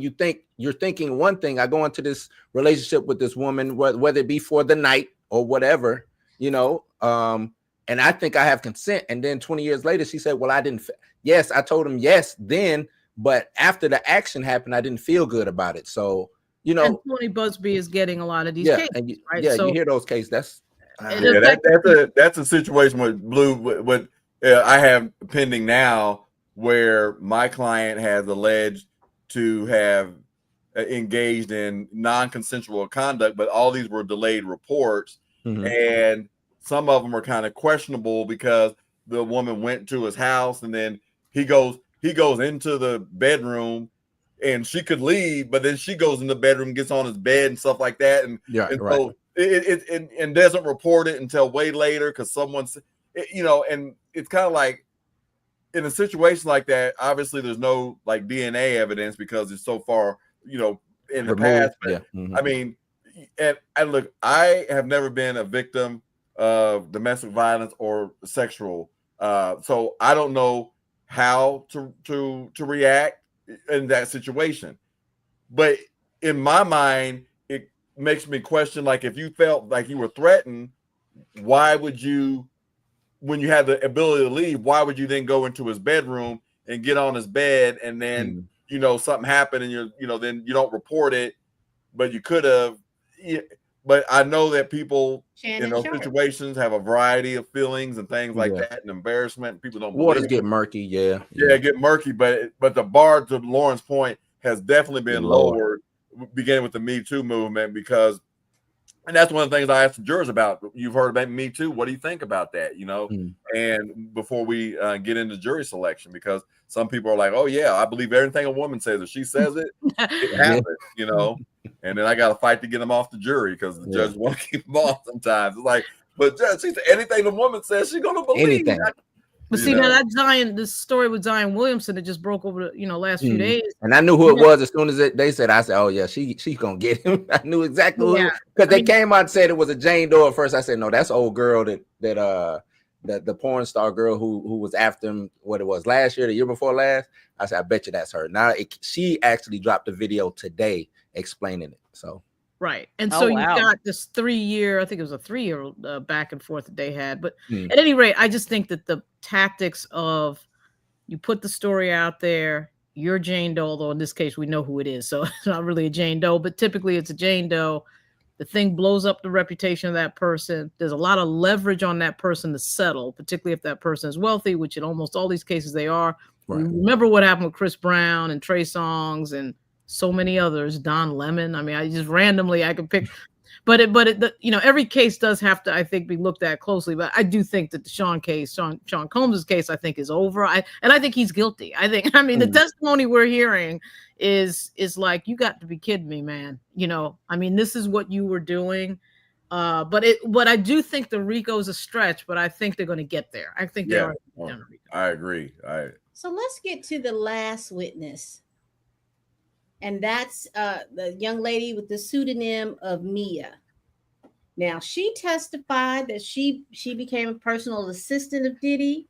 She said that she was trying to prove herself and that she ended up staying up awake for 24 hours. She also reported that there was one stretch in time where, she had an Adderall prescription, and doesn't sound like she was using that Adderall prescription as prescribed, where she was staying up for 5 days in a row, to the point where she couldn't see, she couldn't hear, and she got a little, I think she was hallucinating and all kinds of stuff going on. She talked about her relationship with Puff. She says that, he was a mentor. She loved him. She thought he was some kind of crooked head alien or something like that. I can't remember what her testimony in regards to that was, but it was something to that. She talked about that she and Cassie were good friends. She also talked about incidents that happened in, what's that place? South Africa, where they missed telephone calls and he was threatening to get rid of her. She talked about an incident that happened on one of his birthdays where she took 2 shots. She said she usually can hold her alcohol, but that particular time she couldn't hold the alcohol, but she does remember him coming in for a kiss. Then the next thing she knows, she's sitting in a chair. She wakes up a day later in a chair. She talked about different episodes of where she was going to HR because she was, every time you turn around, there was an HR report from Puff about firing her, about her not doing her job. I think she was the one that sent a whole PowerPoint presentation, shout out to her, about what the work that she did for Puff and all this other stuff. She also talked about 3 incidents of SA from Puff. One happening on the birthday, one happening in the closet, and one happening when she woke up. She did testify to the effect that when they were staying in the staff houses, that her door couldn't have a lock, but the security, their doors and things like that could have a lock. That unnerved her. Let's see. She talked about that incident between her, Puff, Deontay, and Cassie. She talked about Cassie was a sister to her. They say her demeanor in court, that she never looked up. She always was looking down. She was talking with the whisper. She testified to all of those assaults. She testified how she was afraid of him. But here's the part of the testimony, all those different things, and I'm not trying to diminish those. But this is what I couldn't understand. And maybe I was thinking maybe they were talking about obstruction or tampering with the witness, because they were talking about when she was contacted about Puff, when they were contacted, said that D-Rock called her and asked her what she was doing after the Cassie lawsuit. And they were also talking about the fact that who did you talk to? She said, I didn't want to talk to Puff because I was afraid. D-Rock called me and told me that Puff wanted to talk with me, to call him back. She told D-Rock that she did, but she didn't.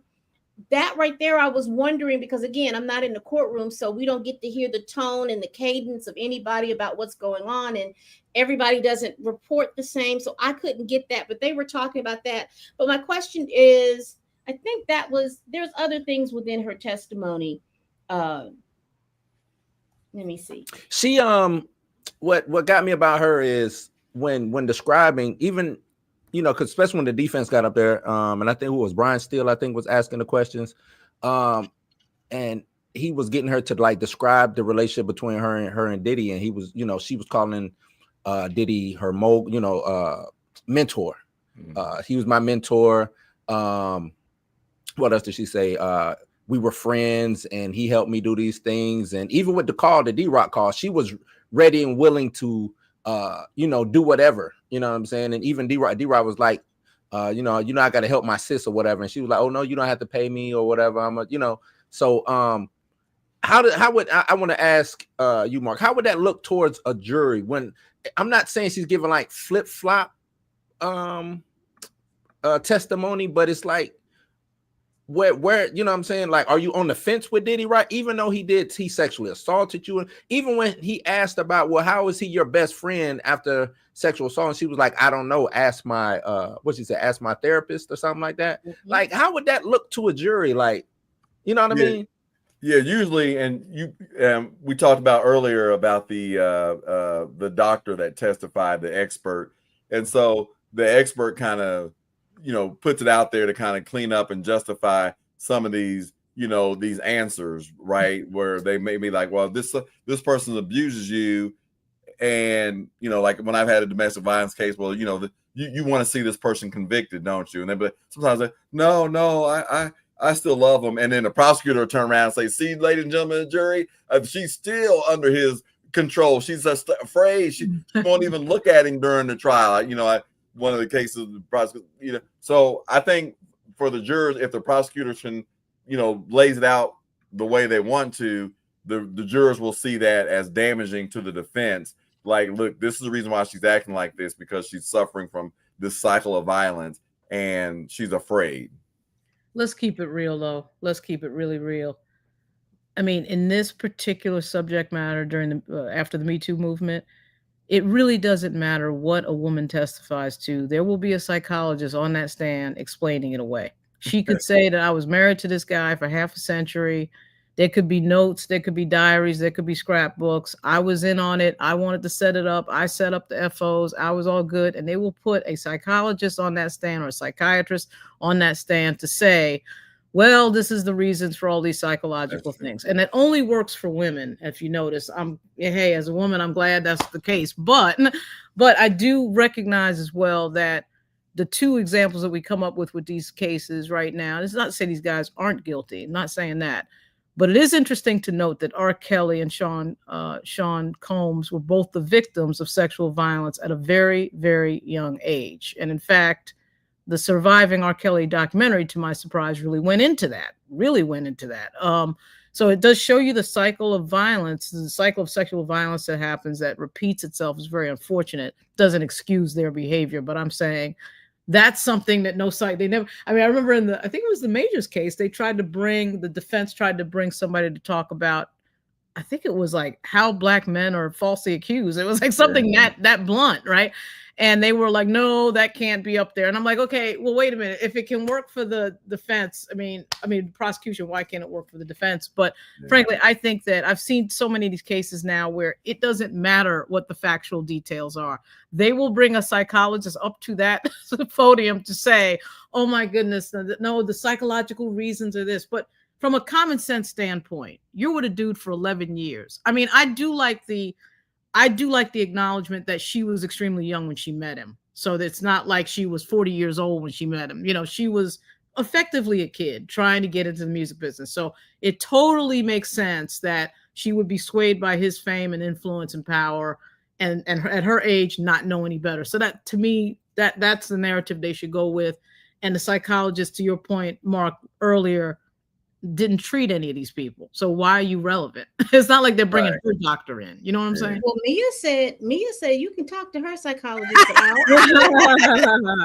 Hey, right. I also point out with Mia, she was 25, 26 years old when she all of these people were young kids. Right.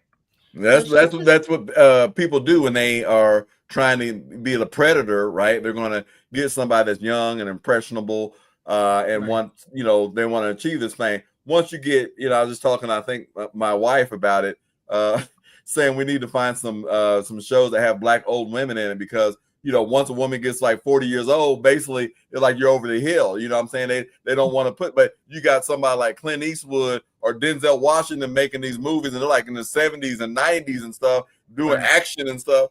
But women, it's like you're just not there. And so I think that's a dope genre to watch. Older. I just watched G20 again with my girl in it. Like I like Angela Bassett. I like seeing all these, you know what I'm saying? Like show it if you older and can still do it, do it. I'm down with that.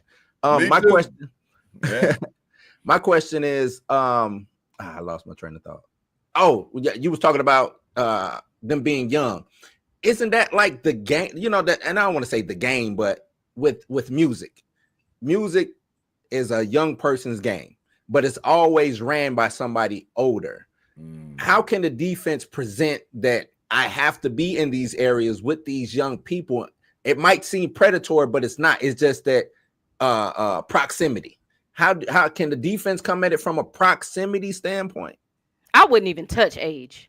They need to stay away. They need to stay away from age. Yeah, It doesn't sound like the prosecution even really has touched on, because I think there's, what is it, 20 or they're 20-year age gap. There's a huge age gap between him and her, but no one's really touched on it. And I think probably because now she's much older, it'd be different if it happened when she was actually 19, you know, when they met, and then he was like in his 30s or whatever. Right. But you know, there's a 17-year age difference between Cassie and Diddy, and if you think about it, it's much wider between him and Gina, who he had, and then it's much wider than him and Young Miami.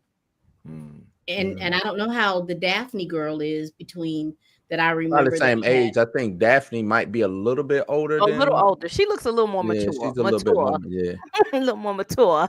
Yeah. I mean, I don't see 50 messing around with like a young girl, but I don't know. Why you wouldn't?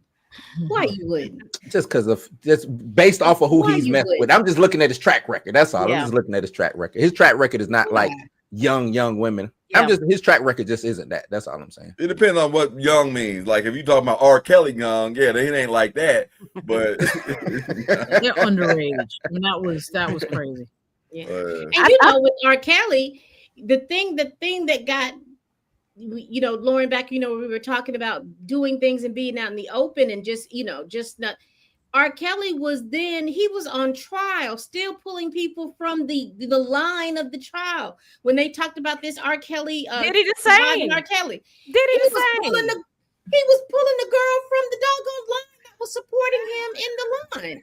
So like, they just don't stop until they're stopped. Yeah, it's ridiculous. I mean, it is ridiculous behavior. You know, at some point you do just have to wake up. It's a shame that you know, that this is what people do. I mean, it's just not right. I do think that I don't want to blame necessarily the Me Too movement for it, but you know, if you want to have a movement, there's got to be some conversation about, you know, telling women, particularly young women, straight the hell up. You don't have to put up with anything. I mean, come on. You don't have to put up with this type of behavior. Now, it's not the woman's fault that somebody's asking you to do something stupid and crazy. I totally agree with that. So I don't want to put the burden on the person being asked. But there does seem to be sort of a odd, I mean, I can't imagine. I mean, I'm probably a bad example because my dad was law enforcement in New York. So, you know, when you grow up with kind of a father that's a paranoid, cops are typically very paranoid. And, you know, if I'm not in at the strike of 8 p.m., all hell is breaking loose, that type of thing. Right. So, I mean, I just think that if you do have a father in the household, you do have a man telling you this is what is acceptable behavior. And if you're not seeing this behavior from your boyfriend, this and that, whatever, get the hell out of there. Yeah, you need to get the hell out of here. And so I think, you know, one of the problems obviously in our community is that, you know, so many of our men were damaged and affected by the war on drugs. And when you give people felonies and throw them in jail and they can't, you know, produce income, it breaks apart the family unit. And I do think that has had an effect. I know a lot of female friends of mine whose father was not there. And so they didn't have somebody in their life to say, this is not behavior that you should be putting up with. I mean, I have trouble believing that Cassie has a father and she has a brother, apparently. Because I mean, I mean, I'm sitting there thinking to myself, one of these people didn't kill Sean Combs. Like, you know, that's just my feeling. I said the same thing because I got a daughter myself, and I was like, nah, this wouldn't even slide. Like, and my daughter's around the age what Cassie would have been when she would have met Puff. Like that wouldn't have happened soon as a bruise showed up, or as soon as I heard anything, some type of. Oh no, I'm right. I don't care. Oh well, you know he was violent. I'm violent too. It'd be violence on violence. We can get down. Like I'm not understanding that, because that right there just, you got a brother and a father in your life who should be ready to ride. I'm talking about everybody don't have alpha type, male figures. Yeah, right. and you know, too, you also have somebody that has a lot of money and power, and so there could be that fear factor. Then we really getting them, Mark. We really getting them now because he really got the money.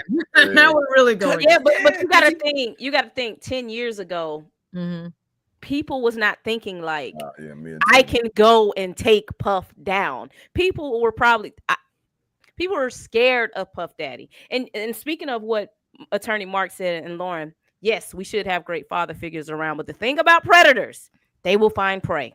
Yeah, they are gonna find ones who don't have that strong structure. You saw what happened with Lori Harvey. That didn't last. He probably tried to pull some of this same stuff on Lori Harvey, but they had a different power dynamic. Right. Not saying she's as powerful as him, but she's not the girl from the hood who's 19. And I'm fascinated with your money. My folks got money. Right. I'm not going to be doing all these freak offs. I will walk. So there are women that have walked.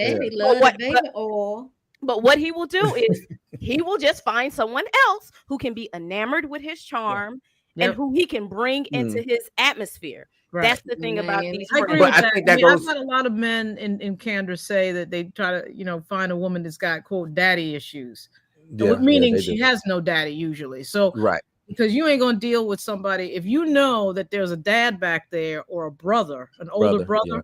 You ain't gonna.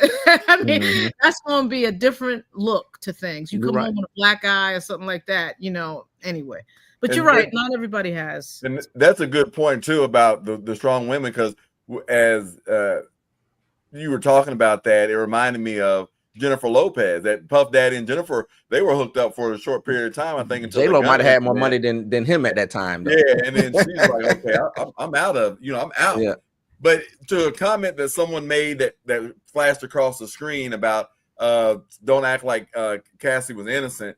That one there. We also have to realize, and I'm not saying this is her, but we also have to realize that there are some women that are okay with using their body or sexuality to get ahead. Like, you know what? Hey, I'm gonna, do this so I can get ahead, or I can become the trophy wife or whatever. And there are women that are okay with that, the sugar daddies, the sugar baby type relationships. And there are some that do that, and then sometimes it can go sour. But there are women out there that engage. I don't get that from her. I don't know about that. Hold on, Tina. I never got that from her. Hold on, Tina. If we talking about Young Miami, no, I'm talking. You ain't get that from Cassie. No, I just come on now. Everybody said if you know Cassie or in the industry, and I know a couple people in the music industry, Cassie was not about that. No, she came into the game as a model, right? She got with Ryan Leslie. I believe that she saw a come up in Diddy. I'm not putting that on what I'm saying, on anything, but I believe she saw a come up in Diddy. I was with Ryan Leslie. He took me as far as I can go, possibly. You know what I'm saying? He ain't the guy. Because even when Ryan Leslie just did an interview talking about how he introduced how she even got started with music. It was on accident. On accident. You ain't even a singer. But look, that feeds more into my belief of she was not this type of woman who's, there go Ryan Leslie. Let me get with Ryan Leslie. Oh, there go Diddy. Let me get with Diddy. It to me felt like that she liked Ryan Leslie. She said she had never even done oral before. That is how wet behind the ears this Ryan girl Leslie was. Got a little. If he was, come on, man. All right, okay, that's what we believe in. That's just my opinion. I think that Diddy smelt innocence on this girl. No, I'm not taking that. Look, hold on. I'm not taking nothing away from Diddy. Two things can be true. Diddy was a predator. Diddy prayed. She prayed. They prayed together.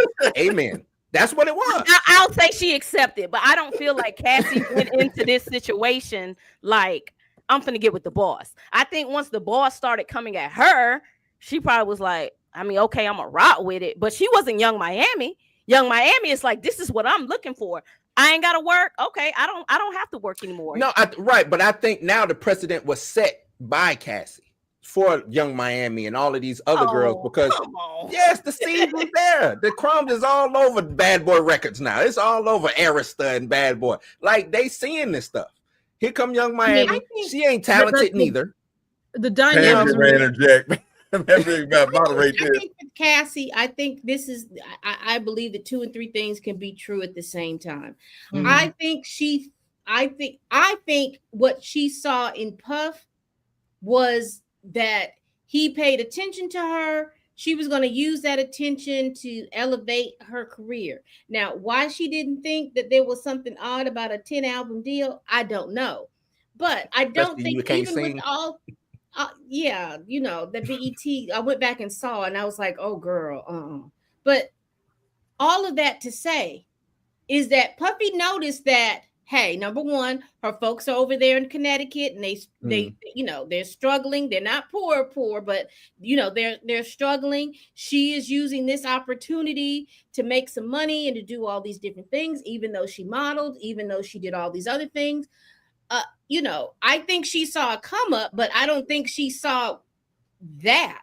And a lot of people are thinking because of the sex part of it, and she was a willing participate in the beginning of the sex part of it, then because she was willing, then, you know, it ain't on Puff, but he was knocking her head between the washer and dryer. And if you know anything about PTSD or any of these types of things, those things change your brain chemistry, whether you want to believe it or not. No, and they do.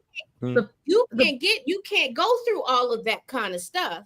And then she's in love with this person too, because after a while she grew to love him because she was so jealous of Kim. She was so jealous of Gina. She was so jealous of all these other things, but she didn't even have it after a few knocks in the washer and dryer, plus you're on drugs. She didn't even realize what we realize now, that all she was his sex worker.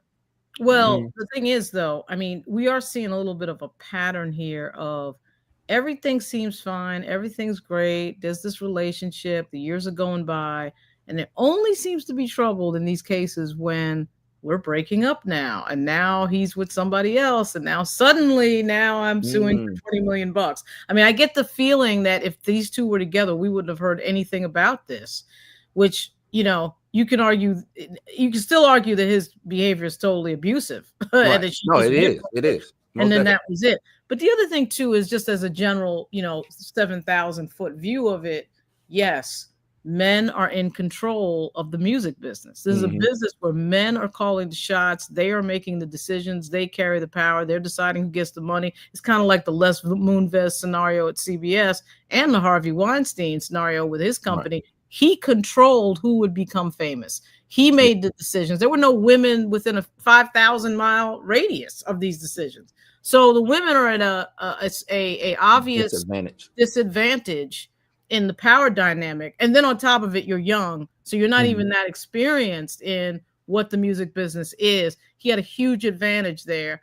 And just like with Weinstein, I think he leveraged her on that experience. Because what really are her choices? I'm not saying you don't have choices, but what are choices? Either not put up with this nonsense or not be in the music business at all. Right. Had she blown up and become the huge star that she could have become, she could have turned around and become Whitney Houston or, Beyonce and not need him anymore for the rest of her life. I actually think that that dynamic is always there. It's like he's controlling some of that fame in a way that you can leverage somebody. That is so clear in this. And you kind of have to remember, so when somebody's making decisions that may seem ridiculous, like I think some of these decisions, I'm like, you made that decision, but I can see how somebody at 19, 20 years old or under the age of 25, let's say, could get caught up in that decision making. Oh yeah, most definitely. The military do it to you all the time. Yep. That's Well, see, the military, you do have recourses in some of these places where you work. Might not be great, might not work perfectly, but the music business is the Wild West. I just want to throw that out there. But because I'm just saying, because those things are regular occurrences when it comes to different power dynamics. Like you said, it's a man's world over there. There's no real women executives making any kind of decisions to help you do certain things. And you're not thinking rational. You're probably thinking fame, glitz, glamour, things of that nature, and you're not thinking what come with the fame and the glitz and the glamour. A lot of that stuff is drug use. A lot of that stuff is violence. A lot of those things when you look at the gold and the shiny stuff, it come with that, and that string, you might not see it, but it go around that corner. When you go around that corner, somebody's gonna bop you upside your head. It comes, you know what I'm saying? That's the business of, to me, any type of entertainment business, because 1 minute you're hot and 1 minute you're not. What can I do to keep you hot? You know what I'm saying? Things are all, it's just a lot going on. And like you said, Lauren, at 19, 22, you're not really thinking that. You just think of fast money, cars, drugs, women, rock and roll, whatever really, you're. why wouldn't you be thinking that? I mean, there's millions and millions and millions of dollars on the line. I mean, you should be thinking about that. You should. I mean, so and we ask the question all the time with my my peers that, you know, because I used to rap, and I guess I kind of still rap, but we ask that question, like, how come a lot of people who get deals now get a 10 album deal? Like, you didn't just read such and such. Puffy did this to the Locks. Puffy did, you know, Puffy is not the best businessman when it comes to what was put out there. You know what I'm saying? It's like, why you don't know these things? You know what I'm saying? Especially coming into hip hop, it's not the best. It's not set up for you to win. You know what I mean? Like, It's not set up for you to win. It's horror stories left, right, and center. Right. How do you get into this 10 album deal? Or how do you not know going in that this, you know what I'm saying, that these happen? These type of things happen because of the stories that's out there. So that's a good question. I don't know why they still go in like this and sign here. I don't know. Well, see, at this point, let's be real. Like, any story I hear after about, I'd say 2005-ish, 2006-ish, I'm like, really? You didn't know that? It's kind of like the stories that, you know, when people get taken, they get their rights taken. Even with homegirl that got her rights yesterday. You know who I'm talking about. Like, she just announced it yesterday. Taylor Swift. Taylor Swift. I'm like, really, Taylor? She comes from like a big family that's like affluent, and they got money, and I'm like, you didn't know that they're gonna steal all your music, just like they did Prince and Bruce Springsteen and all this. So it is kind of, at this point in contemporary society, it feels like you don't know that you could be the target, and that's what I'm saying. Like, parents who would think, told you. What? Yeah. Left Eye told you. Eye told you about that. So I mean, it's a predatory business. It's just, I mean, and that's just what it is. It's a predatory business. Yeah. Top to bottom.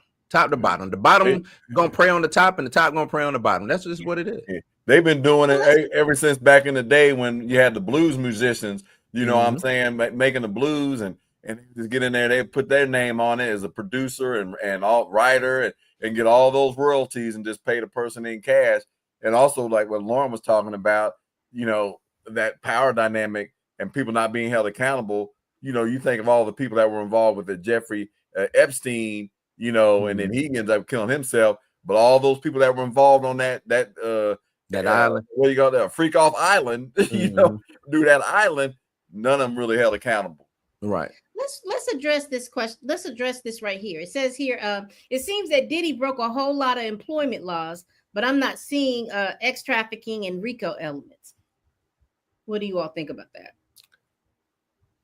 Yeah, he did. Yeah, but it is a lot. I don't see how you're not seeing sex trafficking though. I don't see maybe the RICO, but the sex trafficking is there. That's all day, every day. Like, that's what they were doing.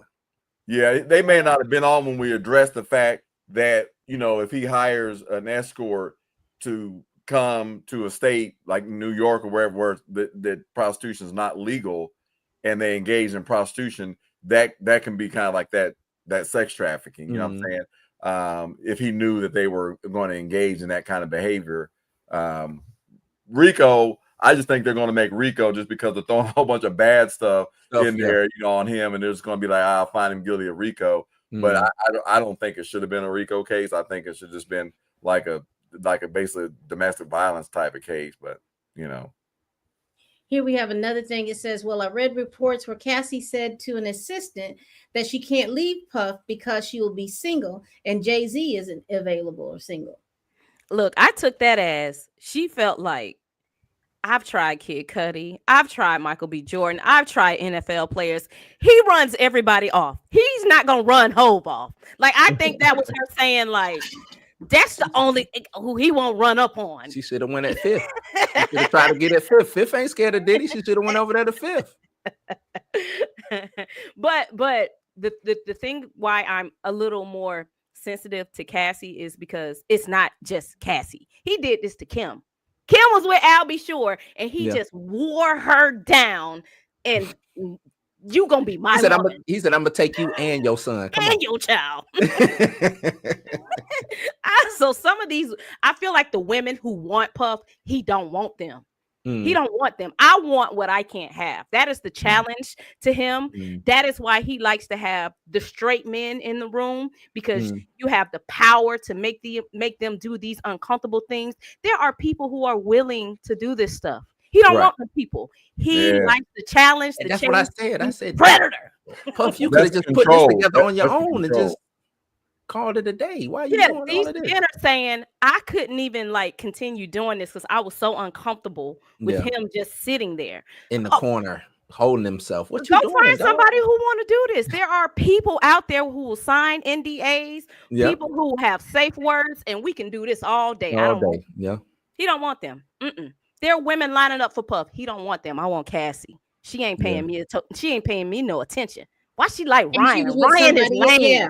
He's so lame. What you want, Ryan Leslie? And look at me. Right. I want Kim. You with Albie Shore, that pretty boy? What? Like that is just Puff. It says here, Cassie wanted to be Diddy's main girl, and so that's why she was pimping herself out to him to keep him interested in her as a main girlfriend doing FOs. I mean, she kind of explained it that way a little bit on the stand. She did kind of explain that way. But it's still, that's why I say two things can be true. I think I think she wanted some of this stuff until she got tired of it, right? Until something might have clicked in her head, said, you know what, maybe I do want an actual music career, or I do want to have some things out, and this is really stopping me from progressing. You know what I'm saying? I can't look, it's my birthday. I didn't want to do this on my birthday. I wanted to go to the beach, hang out with my homegirls. You calling me talking about, oh, it's your birthday, we got to do a freak off? No, dog. No, like, I don't want to do that. It's my birthday. I'm turning. Well, I can't remember how old she was turning, but it's like, 29. No, man. Like, how old? 29? 29. Yeah, 29. Like no, Diddy. Look, bro, we've been doing this for 6 years. You're not man. tired. You're not tired of doing this. I'm not tired. Yeah, like she was getting grown. She like, okay, I'm getting older now. I'm a woman now. I ain't like, oh these my girl God. games.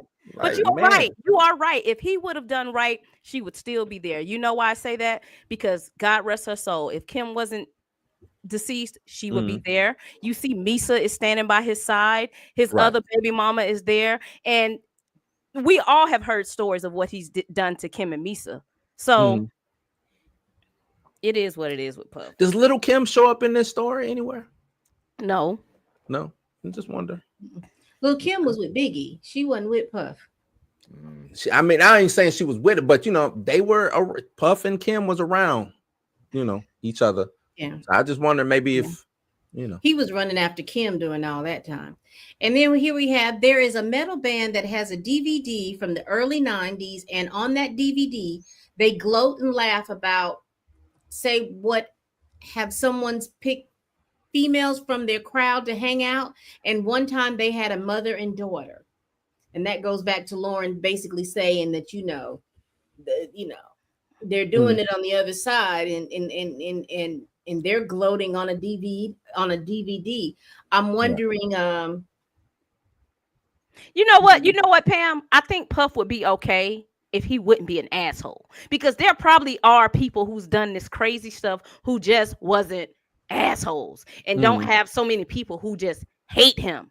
I think if he was doing all of this and you kept people happy around you, we wouldn't be here today. People would be like, man, I ain't finna tell him. Not my dude. That's my dude. All these, take the women out. All these assistants, from the men assistants to the women assistants, just talk about how horrible you are to people. Yeah, that is. Horrible. Yeah, but to be able to take the stand and not pull a Lil Woody, you know what I'm saying? Is nobody's pulled one of those I don't recalls yet. You know what I'm saying? Which is a testament to Puff's asshole-ish nature. You know what I'm saying? Like, nobody's got up there and like, nah, he didn't do that to me, or everything was cool, and nobody's done that. So but even when he did all of that, every assistant, they respect him, they you know, because the Kaplan guy was sending him invitations to his wedding and wishing him happy birthday. Mia was making scrapbooks for him. Capricorn was talking about how, you know, sometimes he was a good guy. You know, everyone seems to have a certain type, a level of fear and respect for him. I mean, he might have been he might have been a good manager or a good mogul or a good businessman, and he was good for the business, not the personal things, but for the business aspect of their career. So, I mean, you go from, and then it's like what they said, if I leave Puff, I can't go work anywhere, right? If I do try to go over there and sign with G Unit or Rockefeller or whoever, Death Row, whatever, he gonna blackball me. I can't work no more.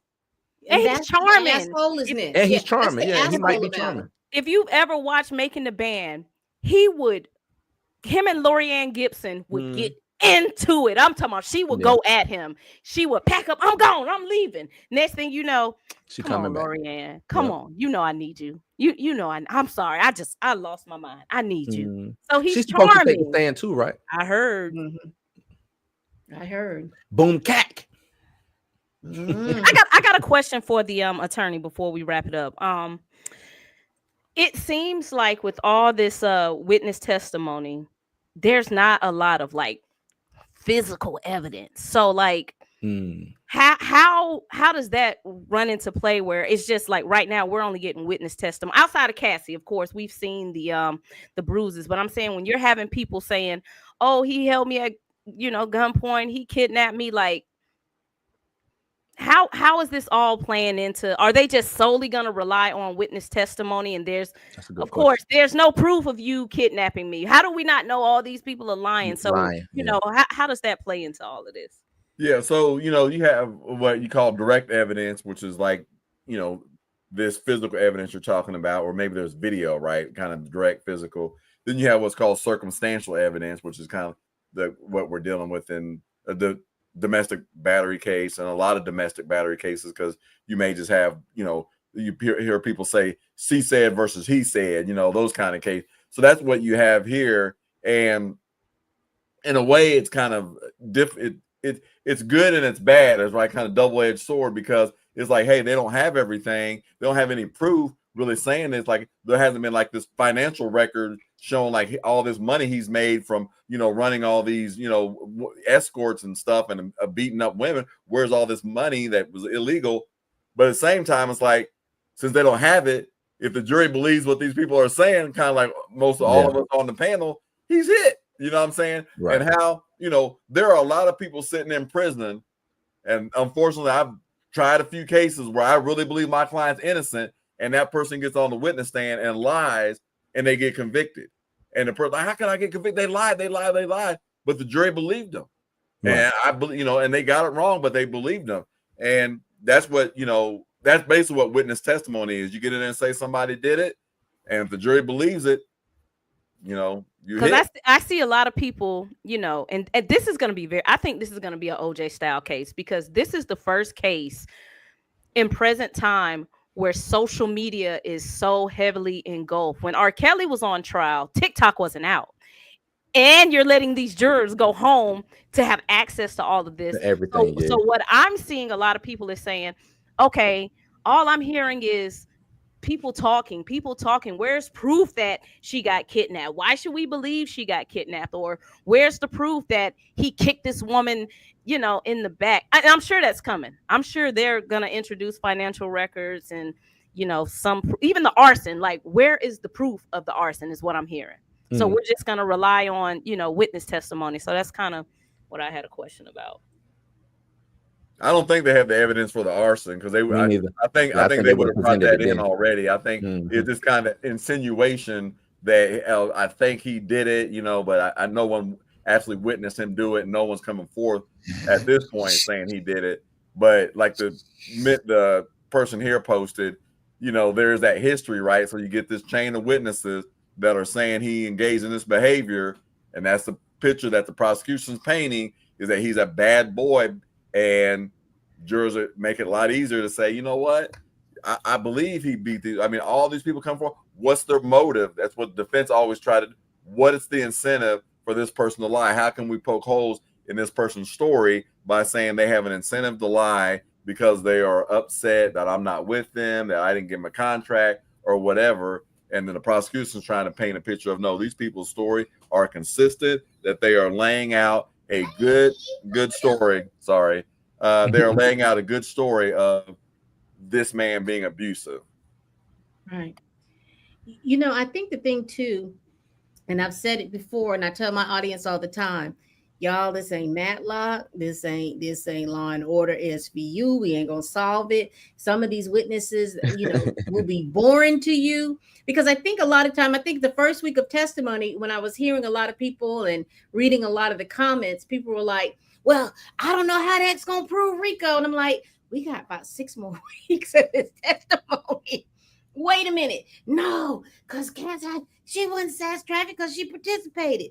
You got to wait, because there's at least 2 other witnesses, 2 other victims that they've got to put out here to show this information of. But this particular person says under RICO, the government doesn't need to prove profit, just a pattern of criminal activity tied to an enterprise. It is the repeated conduct that makes it racketeering, not whether money was made. Yeah, you don't have to prove money. They hit them, like I keep saying, they hit them teachers in Atlanta with RICO. You don't even have to be a quote unquote criminal organization. You just got to be a group of people. Which is bad. That's sad. That's sad work right there. Yeah.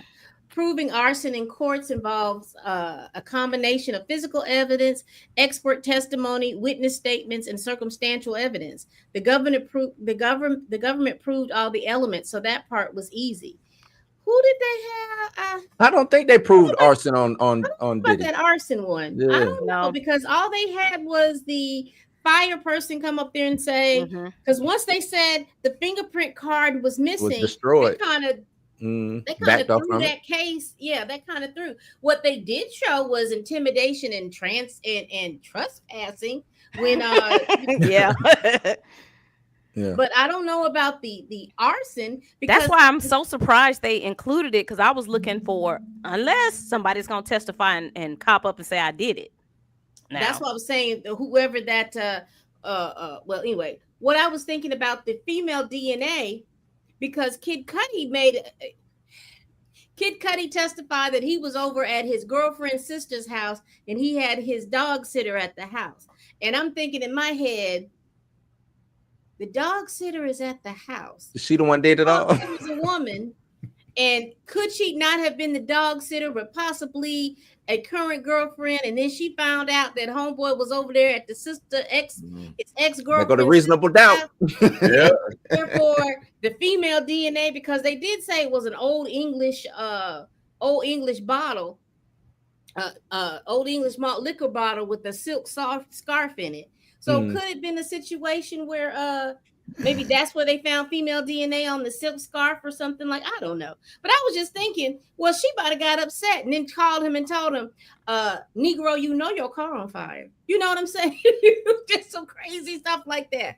I don't know. I was just asking. I don't know. I don't know about the arson. Yeah, that's a really good point too, because you know, when something happens like that and there's not a witness, it's easy that, well, it's probably Puff, you know, so easily kind of blame. That's one of the little cascade of troubles that they get when they start putting all this stuff on him because he's a bad guy. This is something he would do, and someone else did it, you know. And then same thing with the dog, like, you know, he's over there trying to talk about how his dog felt, you know what I'm saying? How his dog was traumatized, and you know, the defense objects, like, you can't get in and speak for the dog, and the prosecution throws in this little part about, well, he's no longer with us or whatever, almost making it seem like Diddy killed the dog when the dog died, you know, later, you know, like years later or whatever, and, you know, but all that from being locked in the bathroom, the dog just lost his mind and lost his mind and committed suicide. They threw that baby in the bathroom. Yeah. They threw that baby, they wrangled that baby up and threw that baby in the bathroom. Yeah, you know what I'm saying? Not laughing, ha, but I'm just saying, you know, because he said his dog was acting a little frazzled. Started getting on them drugs. Next thing you know, the dog was out of here. Done. Yeah. That was it for that dog. I do have an observation though. Bringing up how this trial was presented to us before it started. However, you know, I think of what's her name. who some say was lying. Oh, I told y'all she was telling the truth. What's old girl named the singer who was singing back up Jaguar Wright. Jaguar Wright. Like, you know, the stuff that she was putting out, come to find out that ain't got nothing to do with nothing. You know what I'm saying? Like, the way that they presented this trial to the people, and that's why you're getting people. And I think it goes back to what you were saying, Tina, about they get to go home every day and talk to the regular people on the street. Regular people on the street was like, hold on, man, this ain't what's going on. Where's the drugs in the baby and the baby oil and you know what I'm saying? Like, so it gets to a point to where, and that's why I say how it is it explained to the juries, to the jurors, as far as what to convict on and what, you know, the instructions. You know what I'm saying? Because it's out here on these streets, it's wild, wild west out here on these streets. Now inside that courtroom was a different story, but out here it's people arguing. No, man, it ain't Rico because y'all. And I'm like, y'all need to slow down, man. Like, they proving it. It's boring as hell, but they are proof. They going line by line and proving it, and they not. The story isn't sexy, you know what I'm saying? But Exactly. It's a story that they putting together.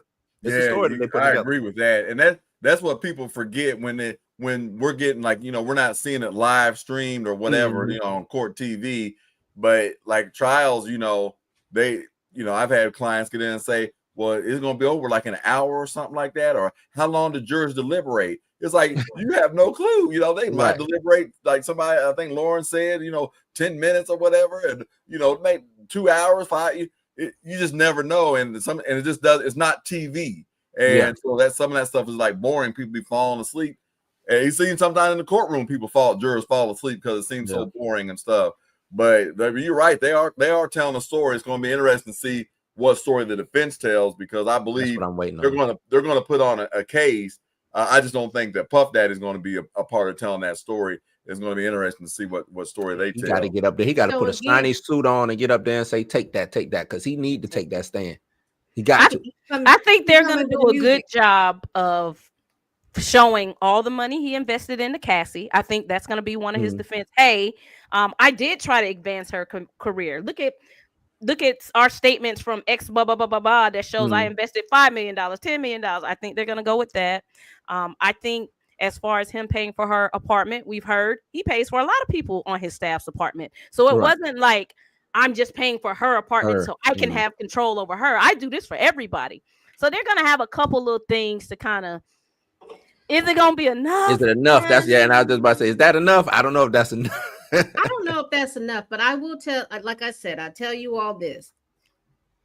Everybody, even myself, and when you mentioned Jaguar Wright, this is where I was coming from, because she was out here talking about, she was talking to the girls that were trafficking. I'm saving girls, and I'm saving people from the freak off. It wasn't what we thought. We thought it was people went to the white party, and then they got invited to the after party. Then they got invited to the hotel lobby, and then from them select few, they got invited upstairs to the freak off.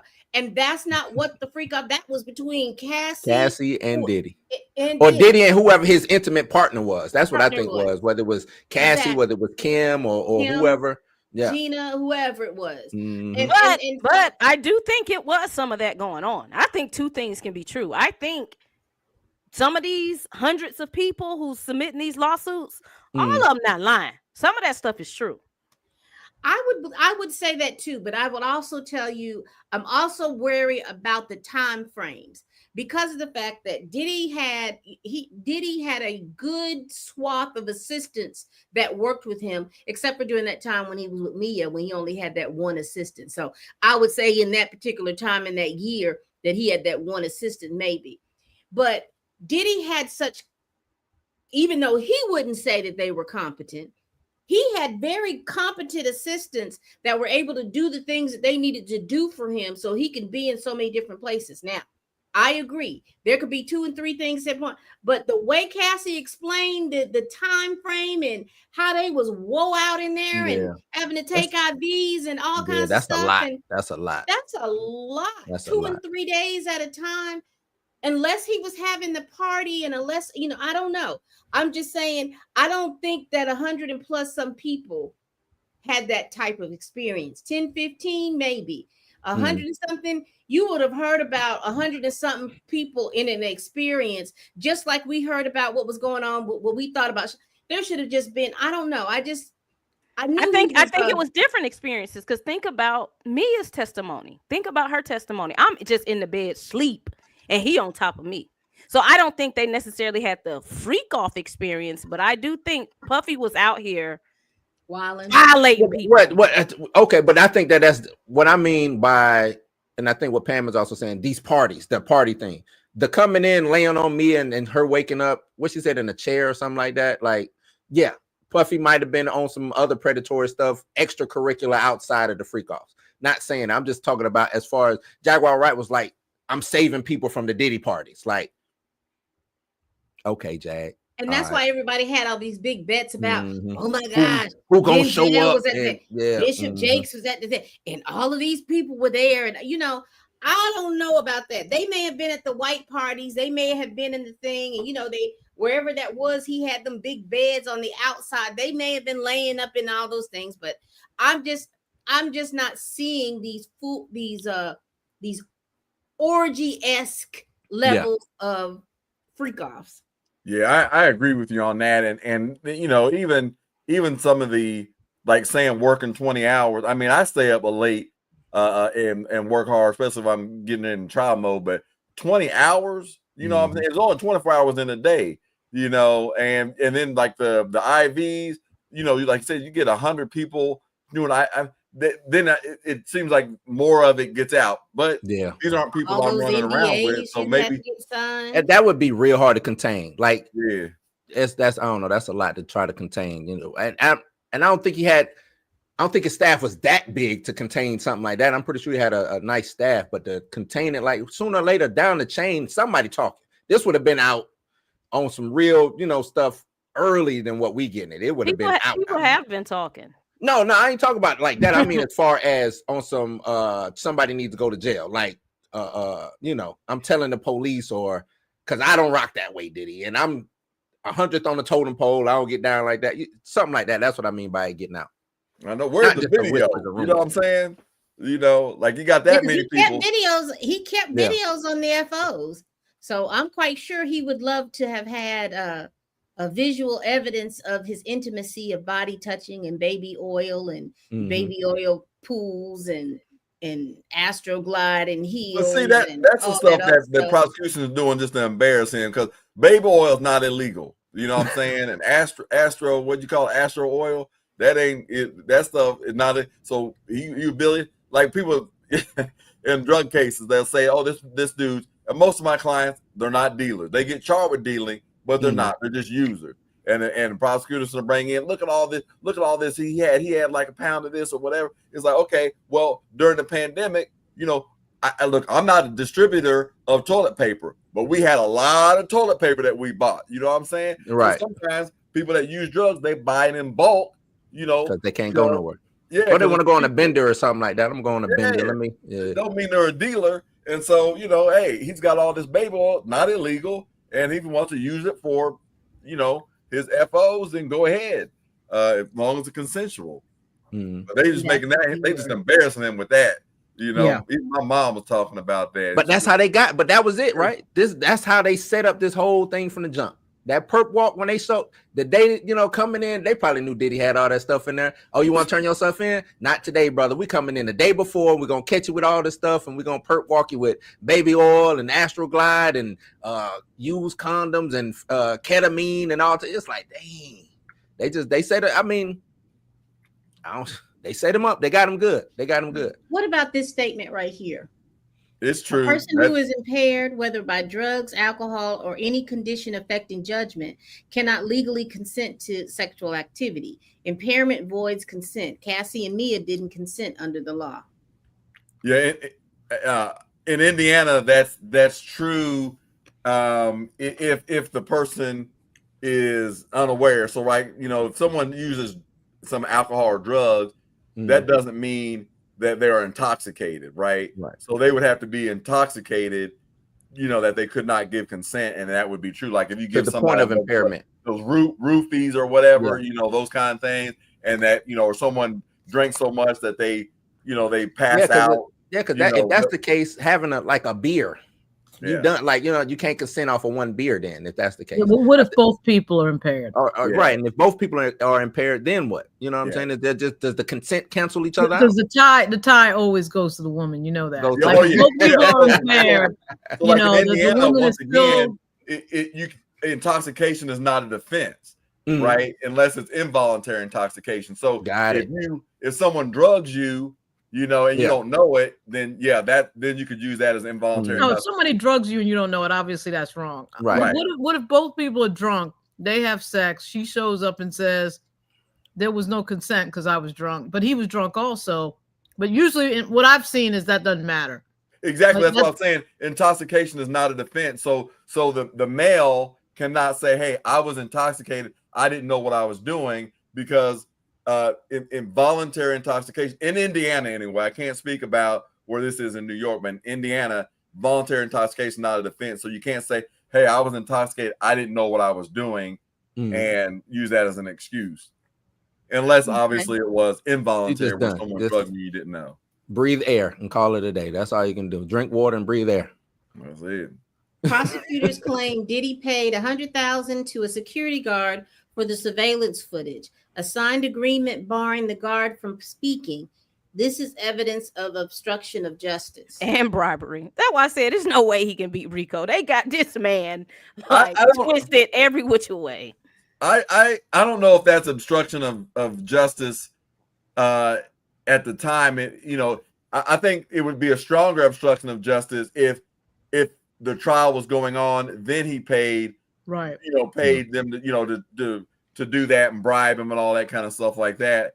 But if you're just saying, "Hey man, here's some money, don't show this video to anybody," and there's not an investigation going on, then that may not necessarily be obstruction of justice. I know that may be what the government's going to use and probably going to win the day, obviously. But I think I can make arguments like, "Hey, this was something embarrassing, and and I'm just paying this dude to get rid of that tape," and that's definitely going to be his defense, Mr. Defense Attorney. But the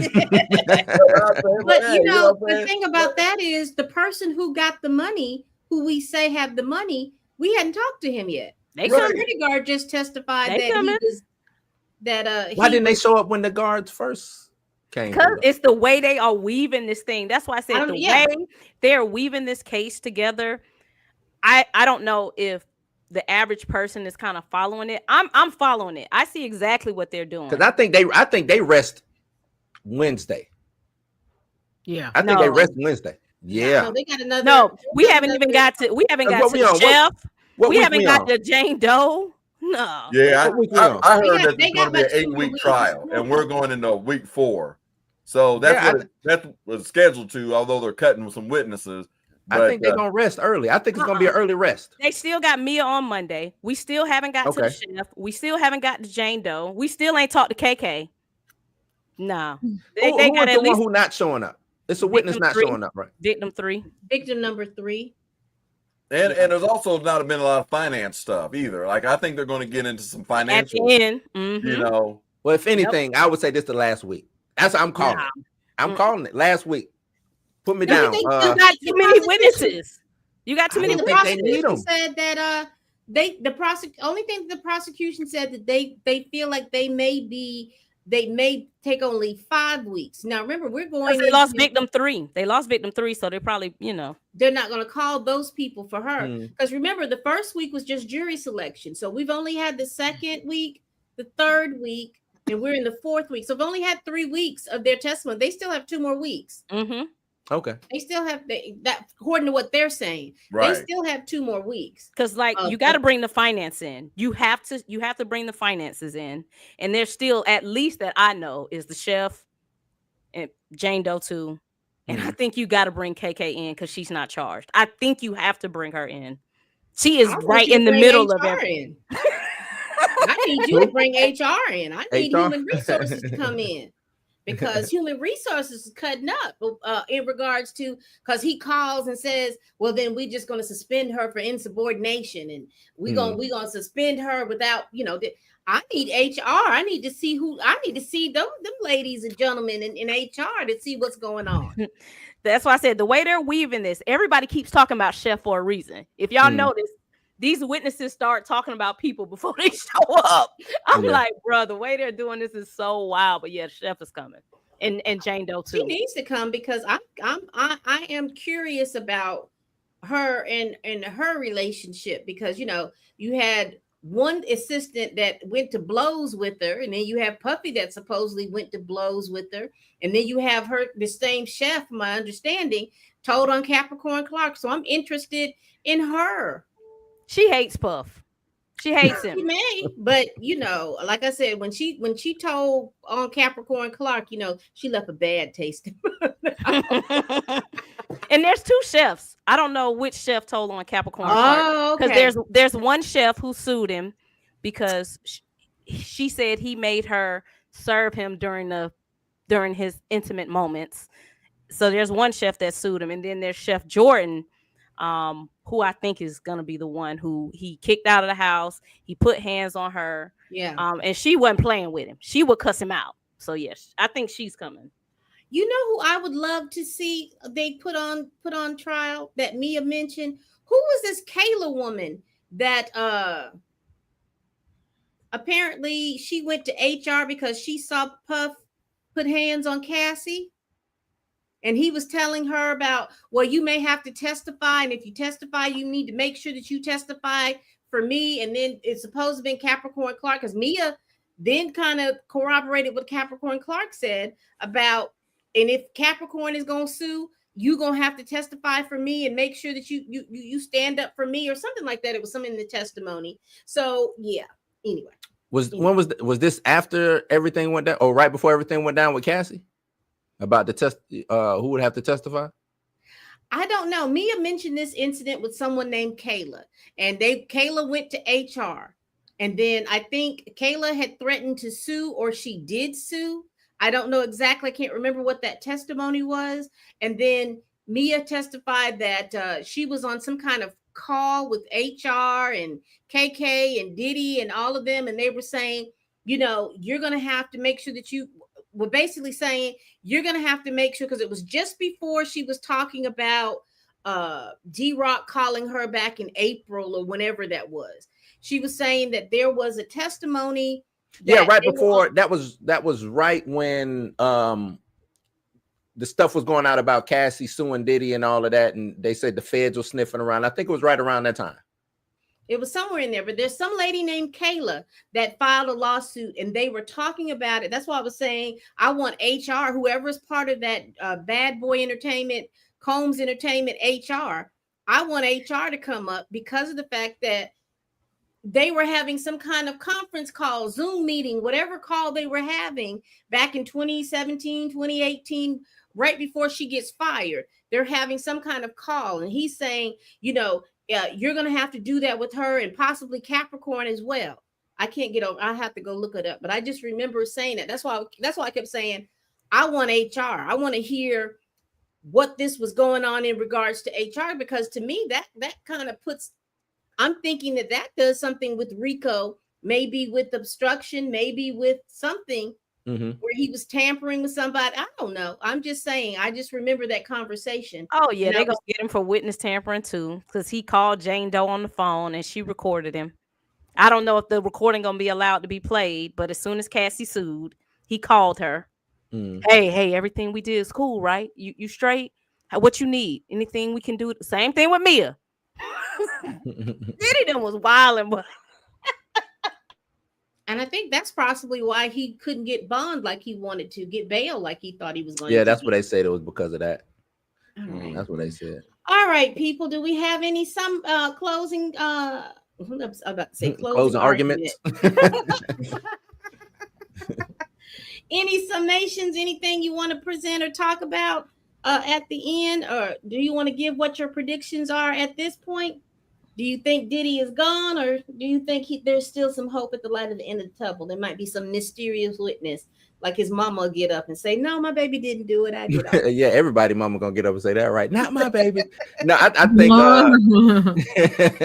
I think Diddy cooked, man. I think they about to serve Diddy up, man. Short of a mistrial or some kind of, it will have to be something crazy to happen for Diddy to walk on this. But it will be if that'll be crazy. if all the, you know, I ain't even going there yet, but yeah, he done. He cooked. Look, with Diddy, I wouldn't be surprised if a mistrial happens. I would not be surprised if it's one juror in there like, nope, not gonna do it. If you follow the law of the land, like this man is gone. But yeah, I would not be surprised if there's a mistrial. Speaking of that, for those of those bloggers and everybody that was in the courtroom this last time when the defense was grilling Mia, they were talking about, they were looking at the jurors and things like that, and they feel like there's at least 4 jurors that they look like have swayed themselves. There was 2 going in that was Diddy, but there were 2 more that they felt like had come around to Diddy's side. So I just wanted to mention that. But go ahead, Lauren. You know, I think this is over. I think this ended the minute that Mia hit the stand. It's probably over a little bit before that, because you got other people coming too that are going to say generally the same thing. I actually do think there is a fair chance that President Trump could pardon him, because they do know each other. And President Trump has a particular thing for pardoning Black men. I really think primarily because he doesn't want everybody to, even though he doesn't want to admit this, he doesn't want everybody to think that he's just going to pardon a bunch of white dudes. And it is something that he's done before.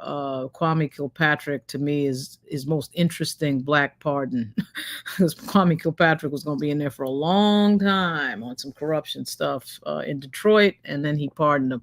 So I don't think that that's as crazy as it may initially sound, particularly on these types of charges, because Trump feels a certain sense of, quote, this happened to me, although obviously different cases, E. Jean Carroll and just different situation, but still he feels a sense of there's injustice and there's lawfare. And so I'm just going to say that I think he's definitely going to get convicted, but we should be very aware. We should get the graphics package ready with Donald Trump in the corner and Diddy on the other side, because you never know what Donald Trump might do. He also, as I think a narcissistic personality, he likes to project that I can control everything in this world. I can control justice. And I think this is like the perfect thing to do when you have this type of charge, these many charges, and I can prove that I'm more powerful than the justices. It's a perfect thing for him to get involved in. So I'll leave it there. I think he is going to get convicted, no question. And I don't think the jury is going to be out for days and days and days. It would have to be one juror in there that really, says, okay, I'm going to, I think this is all crazy. I just don't think that's going to happen. So I think he's going to get convicted. And plus, they have talked about Trump and hip hop for so long time. So I guess, Trump thinks he's hip hop.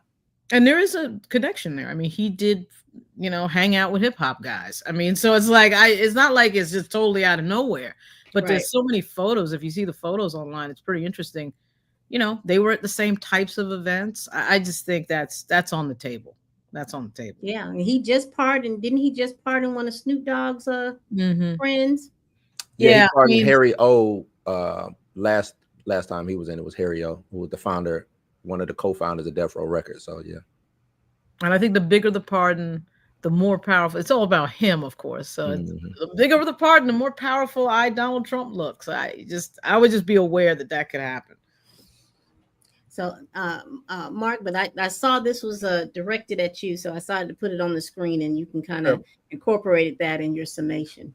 Yeah, that statement there in quotation, I didn't catch that particular statement, but if that is the correct statement, I do see where that could be trouble for the defense as a slip up, because it's saying as many times as you just said. So, who cares if it was one time or 100 times? That means that, that it did happen. And that's something that happens at trial. You get in there, you start talking. I mean, it's real time, and you get in there, you start saying things, and sometimes you slip up and you don't know it until you actually read what was said. It's like, oh, I said that, or I didn't say that. I should have objected. And the trials it is tough, but it's easy to sit back and kind of second guess and, look at a cold record and see all that after. But when you're in the moment, you got all this stuff going at you. Believe me, I know how that is. I will say with that also comes with you never know what a jury's going to do. I do think that just because they're painting such a bad picture on him, that he will probably get convicted of all the charges. I don't think he's going to testify, but the jury, you just never know what they're going to do because I've won cases I thought I was going to lose, and then lost cases I thought I was going to win. So you just never know. I do agree with Lauren that the type of this kind of case, because Trump seems to go after like financial crime type of things he can relate to when it comes to pardons, and he's already kind of put that out there that he might do it. And I think he likes to do this stuff because these people have a lot of money, and then he thinks, okay, they'll give back to my campaign, they'll bring in other Black people. So this is the kind of case I could see him actually giving a pardon to. And for now, those are all my predictions. All right. Well, I'm gonna tell y'all this. I think that the government has at least proven the crossing the state lines to do getting flued out. That's what I think they've done. The drugs, I think that he's had a copious amount of drugs, and assistant after the assistant has said, I procured the mood enhancers for not only just Puff, but other people who was in his parties for him. So I see that. I think that he may possibly those particular things. I am interested to kind of see where the prosecution rests. Because they've lost victim. What was it? Victim number 3. So I'm curious to see who they rest. I'm curious to know who they don't call, but who I would love to hear from them call. Number 1, I want to hear HR. I want to hear HR. I don't think Diddy. I think if Diddy testifies, they're gonna have to be prosecuted. The defense is gonna have to ask the judge, can they bring somebody in to put the Beijing and all this other stuff? Because I see Diddy coming in, dancing in, being Diddy. Take that. I didn't do it. Y'all gotta believe me. Do like his video did. Man, I was just messed up, but I didn't do all of that. I made something, but I didn't do all of that. So I think I'm curious. I want HR. I want HR. I want HR. I do think the financial records is going to bring out something. And also I need one of those bodyguards, from the D-Rocks to the Uncle Polly, Roger the Nolan, Bond. Roger Bond. I need a bodyguard because the bodyguard. Lauren, we can't hear you if she's talking. I think she's on the phone with somebody. Yeah. I think that's going to happen. I don't know why when you talk about a mistrial, I don't know why, because from what the people were talking about in the jury, I think Diddy is watching those jurors, and since those jurors are out and about in the streets and they haven't been what do you call that? Sequestered. Since they haven't been sequestered, I'm thinking some brown paper bags are about to be strewn around pretty soon. He did it in the Sean case. That's how he got out that Sean case. Why not? Why not? I mean, they already trying to hit you with obstruction anyway. Might as well obstruct. Let's go. I think some little brown paper bags are going to be strewn around. Hey, why you think victim 3 gone? Yeah. Yeah. She was the easy one too. She was always to pick me, so it was easy to go ahead and slide her something and say, "Baby, when I get out, it's me and you against the world." Yeah. Who you think 3 was? Do you think that was Miami? I know it's Gina Hunt. I know it's Gina. 1000%. You know how I know it's Gina? The judge messed up and told us about a month ago. There was a motion put in, and the judge said something along the lines of, since victim 3 has already done a public interview. I'm like, oh, well, we know who that is. Yeah. That's Gina. Right. That's Gina. And then when her lawyers put in a motion, because she's always in competition. When Cassie said, I'm gonna speak my name, her lawyers put in a motion and said, my client wants to speak her name too. I said, boy, these two here, Gina and Cassie. So that's why it was weird when it's like, we got a motion that she's gonna testify in her name, and then 2 weeks later, y'all can't find her. Yeah. Yeah. This is what I mean by like people on the internet are better reporters than the quote legacy media that is out there, because I mean, once again, I've learned more from people who are following this casually. I mean, I wouldn't say casually, but just following this as non-quote reporters. I mean, I find out more information and more detail than from the people who are reporting on this. Like, it's just like the dude Inner City. I mean, I guess he's a reporter, but he looks to me like just a dude, and he's just texting us real-time stuff. So once again, I'm learning more from folks like Tina and so many others. It's just so funny. That was crazy when I saw that motion. I'm like, oh, that's definitely Gina. Oh, because his lawyer messed up in December and was like, this case is crazy. These are all his ex-girlfriends. So I'm like, okay, we already know it's his ex-girlfriend. And then when the judge said, victim 3, because they was trying to hide something from her. And he was like, well, victim 3, she's already done a public interview per your blah, blah, blah, blah, blah. I'm like, oh, there's only 2 of his ex-girlfriends that's done public interviews. Young Miami and Gina Hunn. And I knew it wasn't Young Miami because she'd been outside too much. I'm like, it's Gina. It's Gina. Because victim 3, it was in the documents. She testified about how he just beat her senseless. And Gina talked about that in the interview, stomped the baby out of her. Yeah. So that was they really wanted her, but she was always and one of the assistants talked about that, because he testified that Diddy was chucking apples at her in a way so forceful that it was like, he was meaning to try to hit her and hurt her with those apples. He had them in competition, her and Cassie. They look just alike. He had them pitted against each other. That's why Cassie didn't like her. Yeah, they are kind of similar. Now that you say that. Yeah. Yeah, he probably thought he hit one. He probably thought he was hitting the other one. Awesome. All right, people. Thank you all so much on the panel. Thank you, Mark. Thank you, Lauren. Thank you, Tina. Thank you, Blue. Y'all, we do this every week. I'm going to be assembling a panel for next weekend as well. Same time, same channel. Y'all, please tell a friend, tell a kin, tell a coworker. Tell that heifer that you can't stand that I'm over here making these videos. And as always, people, bye-bye. Bye. Nice meeting everybody. Take care. Have a good weekend.